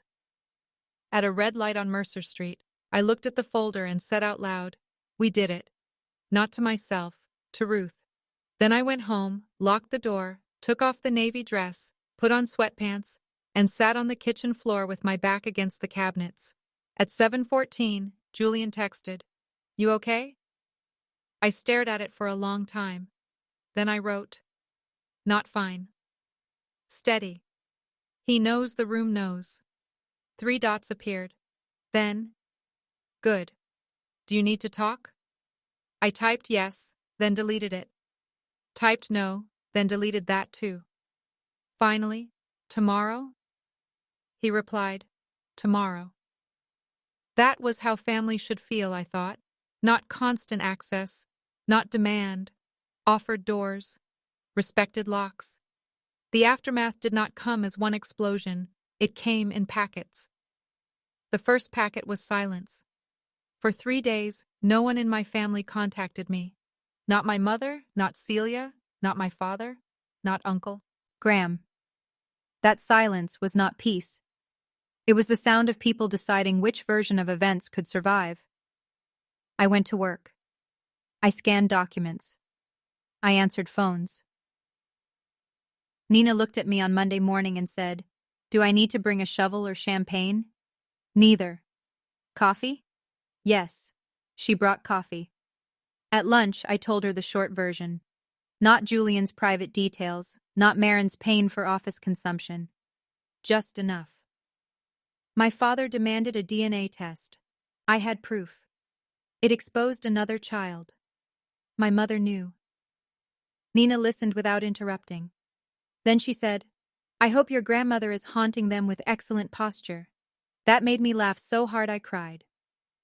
The second packet came from Uncle Graham. He called Thursday evening. I almost did not answer, but something told me he was not calling for my father this time. "Elise," he said. His voice sounded rough. "Uncle Graham, I owe you an apology." I sat down slowly. "For what?" "For calling you about those papers, for letting Martin make me his messenger, for not asking better questions over the years." I looked at the wall above my sink. There was a small nail hole from a calendar I had taken down months before. "Thank you. I didn't know about the boy. His name is Julian." "Yes," he said. "Julian. I didn't know. I believe you. I should have known something was wrong. Ruth and Martin, after Toledo, they were never the same. I was younger. I didn't want to get involved." That phrase. The anthem of every bystander. "I understand," I said. "But not wanting to get involved usually means someone else gets left alone." He was quiet. "You're right." A simple admission. Rare in my family. He asked if he could send me some old photos Ruth had given him years before. I said yes. 1 week later, an envelope arrived with 3 pictures. Ruth at a picnic, my father and Uncle Graham as teenagers, and 1 photo of me at 9 years old sitting on Ruth's porch steps, holding a book. On the back, in Ruth's handwriting, it said, "Elise reading aloud. Strong voice when no one interrupts." I framed that one. The third packet came from Celia. Not a call. An email. Subject: I don't know what to say. That was already more honest than usual.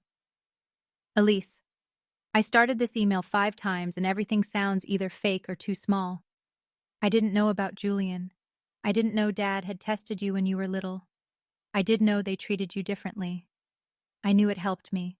I knew I liked being the easy daughter. I told myself you were just difficult because it made my life simpler. That is ugly to write. I am sorry for coming to your office. I am sorry for saying you wanted power. I think I was scared that if your version of things was true, then my version of myself wasn't. Brandon and I are postponing wedding planning for a while. Not because of you, because I have things to look at.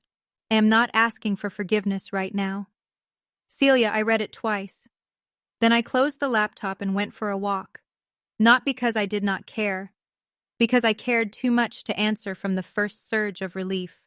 An apology from someone who hurt you can feel like water in a desert, but not every cup should be swallowed fast. 3 days later, I wrote back. "Celia, thank you for saying this plainly. I am not ready for a close relationship. I am willing to have one careful conversation in a public place if you want to understand what I am willing to share. Julian's life is not yours to process through me beyond what I choose to tell you. I appreciate that you are not asking for forgiveness." "Elise," she replied. "I understand. Coffee when you choose." It was a beginning, not a movie ending, not sisters crying into each other's arms while violins made everything easy. A beginning with boundaries. I trusted those more. The fourth packet was my mother. She sent a letter because she had always trusted paper when she could control the wording. It arrived 2 weeks after the dinner, pale blue envelope, my name centered perfectly.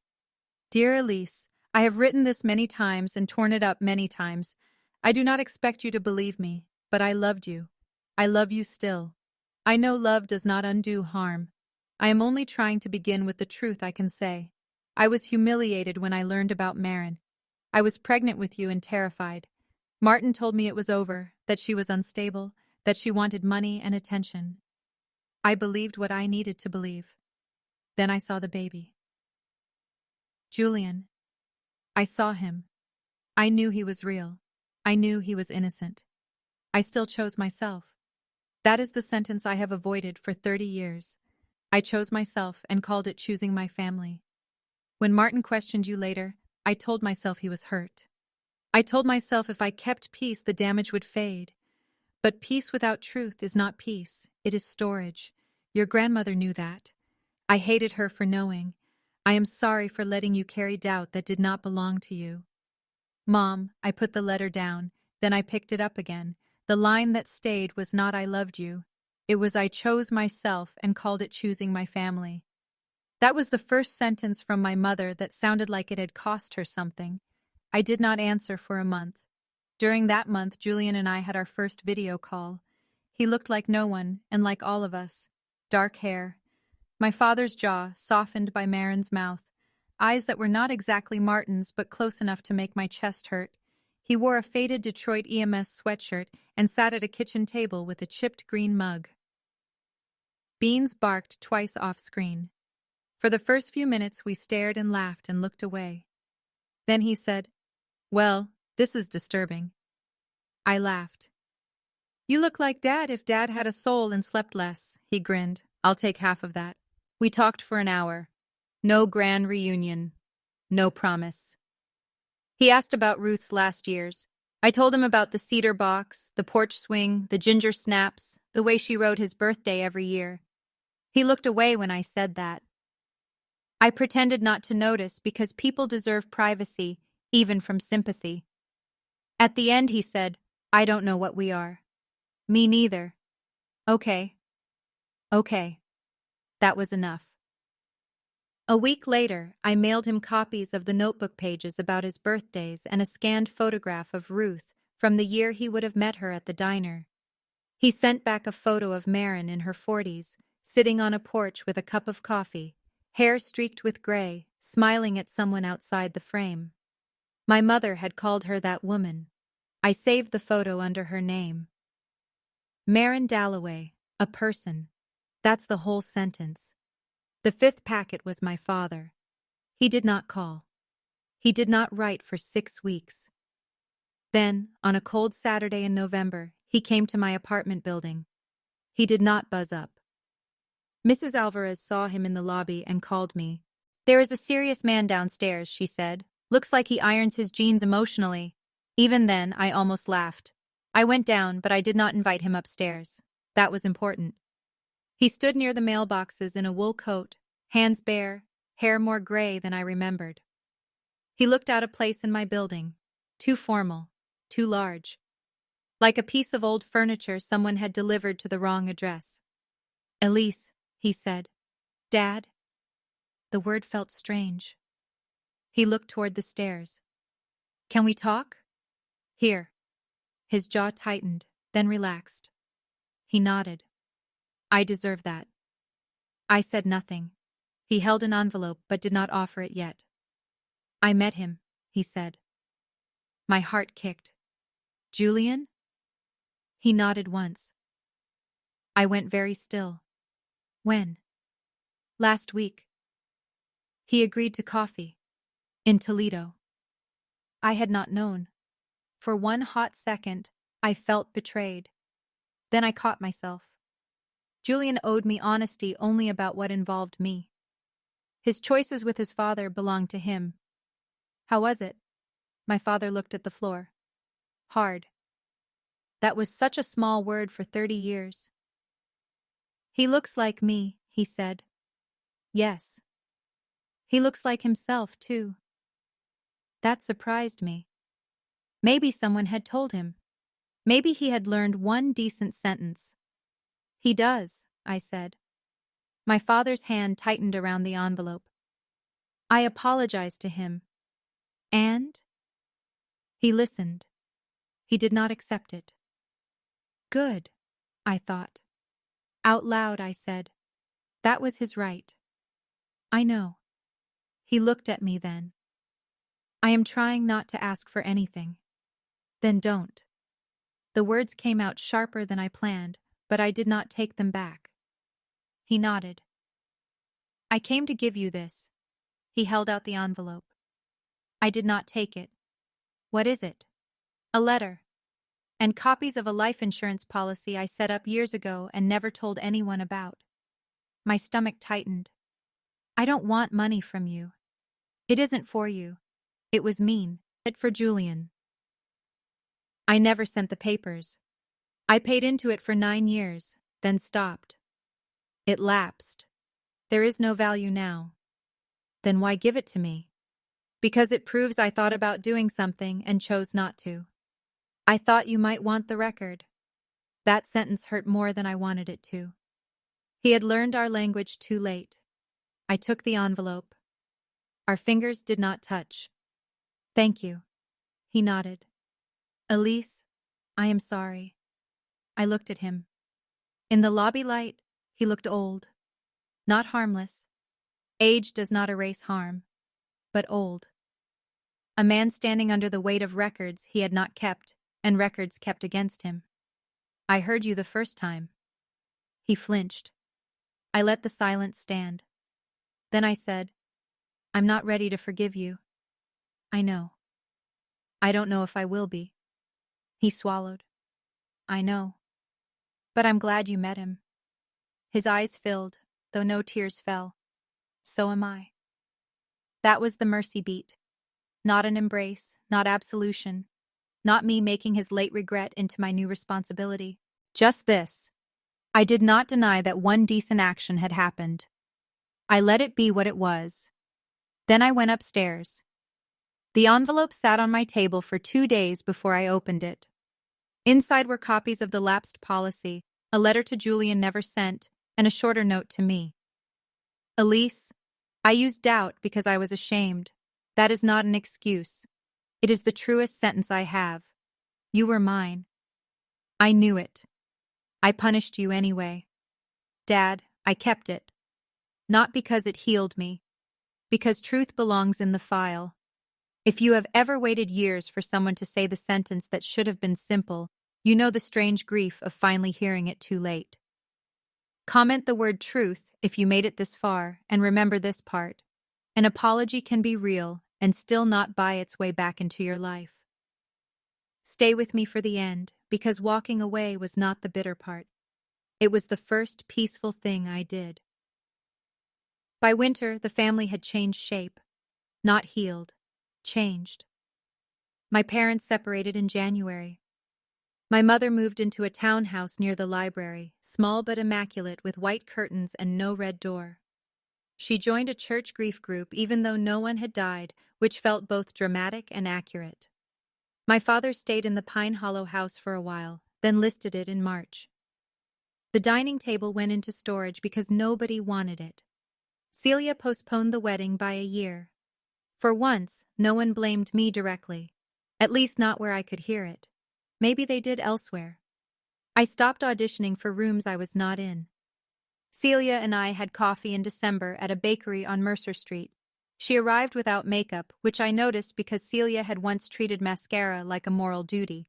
She apologized again, more specifically this time. For the office, she said. For the useful comment. For making you feel like I was waiting for proof. You didn't belong. I stirred my coffee. Were you? She looked down. Sometimes. I appreciated the honesty enough to let it hurt. Why? Because if you didn't belong, then how they treated you made sense. And if it made sense, then I didn't have to feel guilty for being treated better. That was the best and worst answer she could have given. We did not become close that day, but we became possible. I told her a little about Julian, not his address, not his work schedule, not his private grief, just that he was alive, decent, careful, and not an object for Rowan repair. She nodded. I won't contact him unless he asks. Good. She cried then, quietly. I'm sorry, Elise. I know. Do you believe me? I thought about it. Yes, I said. I don't know what that changes yet. She wiped her face with a napkin. That's fair. Fair. A word our family had avoided for so long, it sounded foreign. Julian and I met in person the following spring. Neutral ground. A diner halfway between Larkspur and Toledo, off Route 20, with cracked red booths and a pie case near the register. Mr. Calder did not come.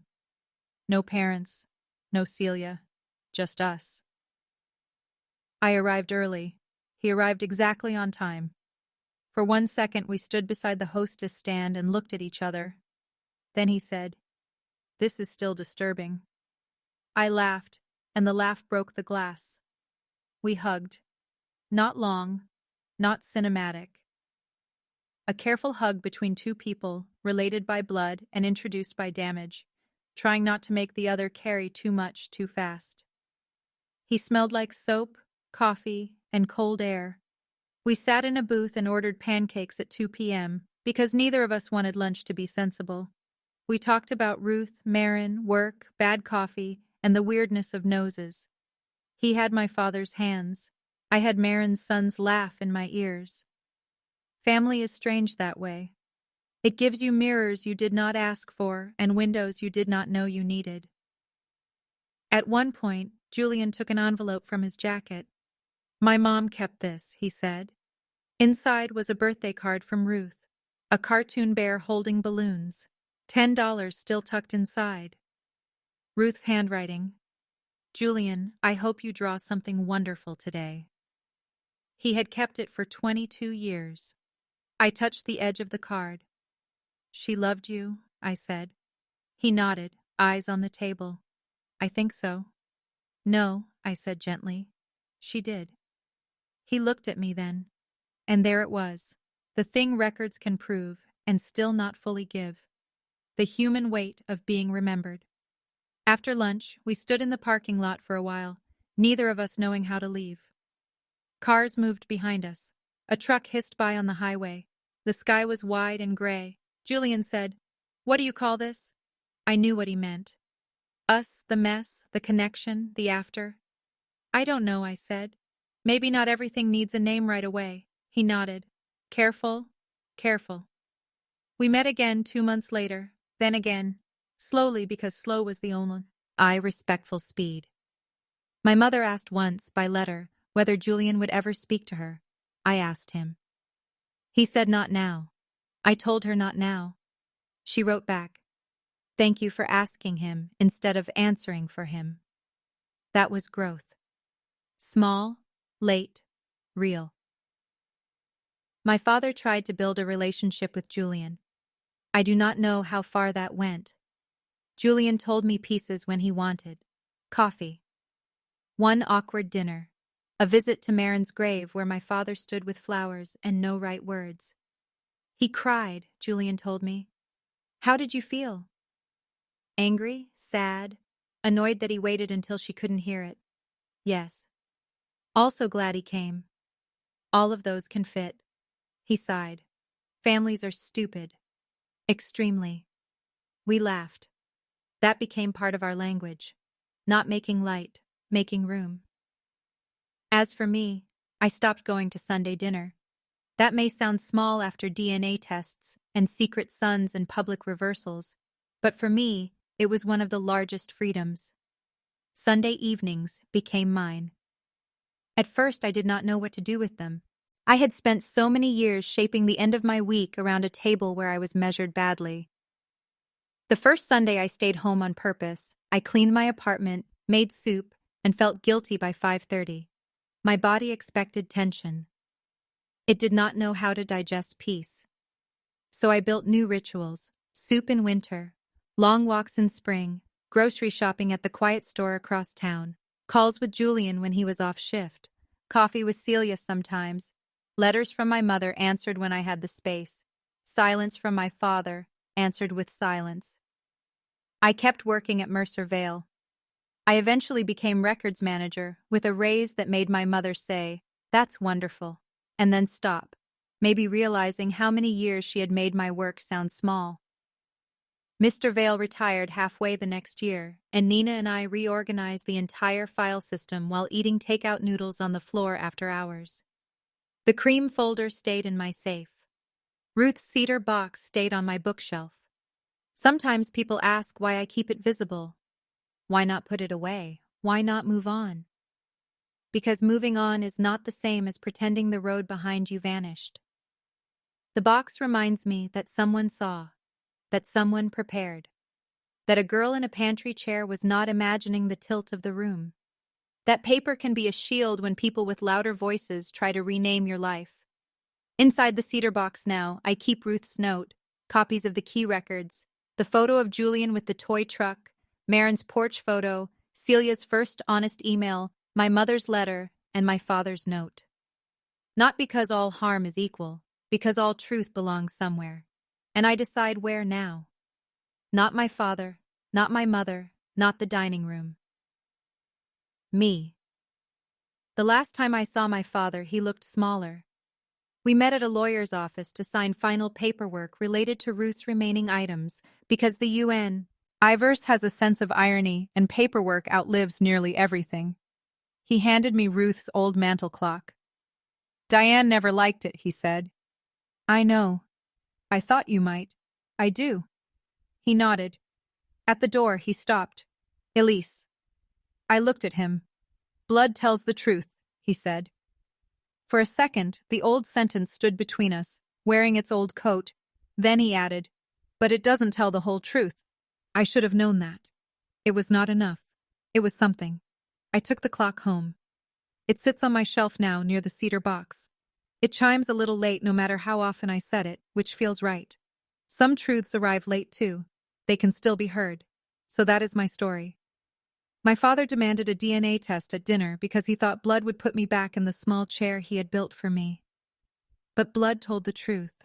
It named me his daughter. It named Julian his son. And it named the secret he had spent 30 years hiding behind my doubt. I used to think truth was a door that would open and let me into the family I wanted.